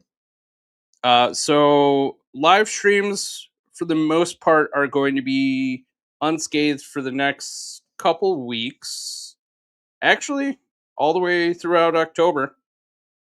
Yeah. I think we might have to skip October 1st. Oh. Oh. For those that are still attending, we have a special extra live stream happening on October 9th. That's going to be a Friday. I was going to wait until a little bit closer to the event to tell you guys this, but we have a special guest appearance from John Schreppel of Still Austin. So we are going to invite John onto our stream. He doesn't really do this. He's not really in the content creator space, but we have basically said, come on in, talk to our community. They love to nerd out. We'll ask you some questions. Our audience will ask you some questions. And then the plan is to eventually go down there and do a barrel pick with him as well, and then do a distillery highlight. So lots of good things, lots of big stuff coming up over the next couple of weeks and months here. So stay tuned for that. It's going to be great. I am worried that it's going to be on a Friday because there's lots of competition for live streams on Friday. Hey. And I don't want to upset our other content creator friends. So that being said, if you would like to join us to talk to John Schreppel on October 9th, we will have him on a special one night only guest appearance on a Friday night. One night only. Comedians Live. On that note, we look forward to it. We hope to see you all there. And I am Chris. I'm Kat. We're bonding over bourbon. Good night. We'll catch you next time.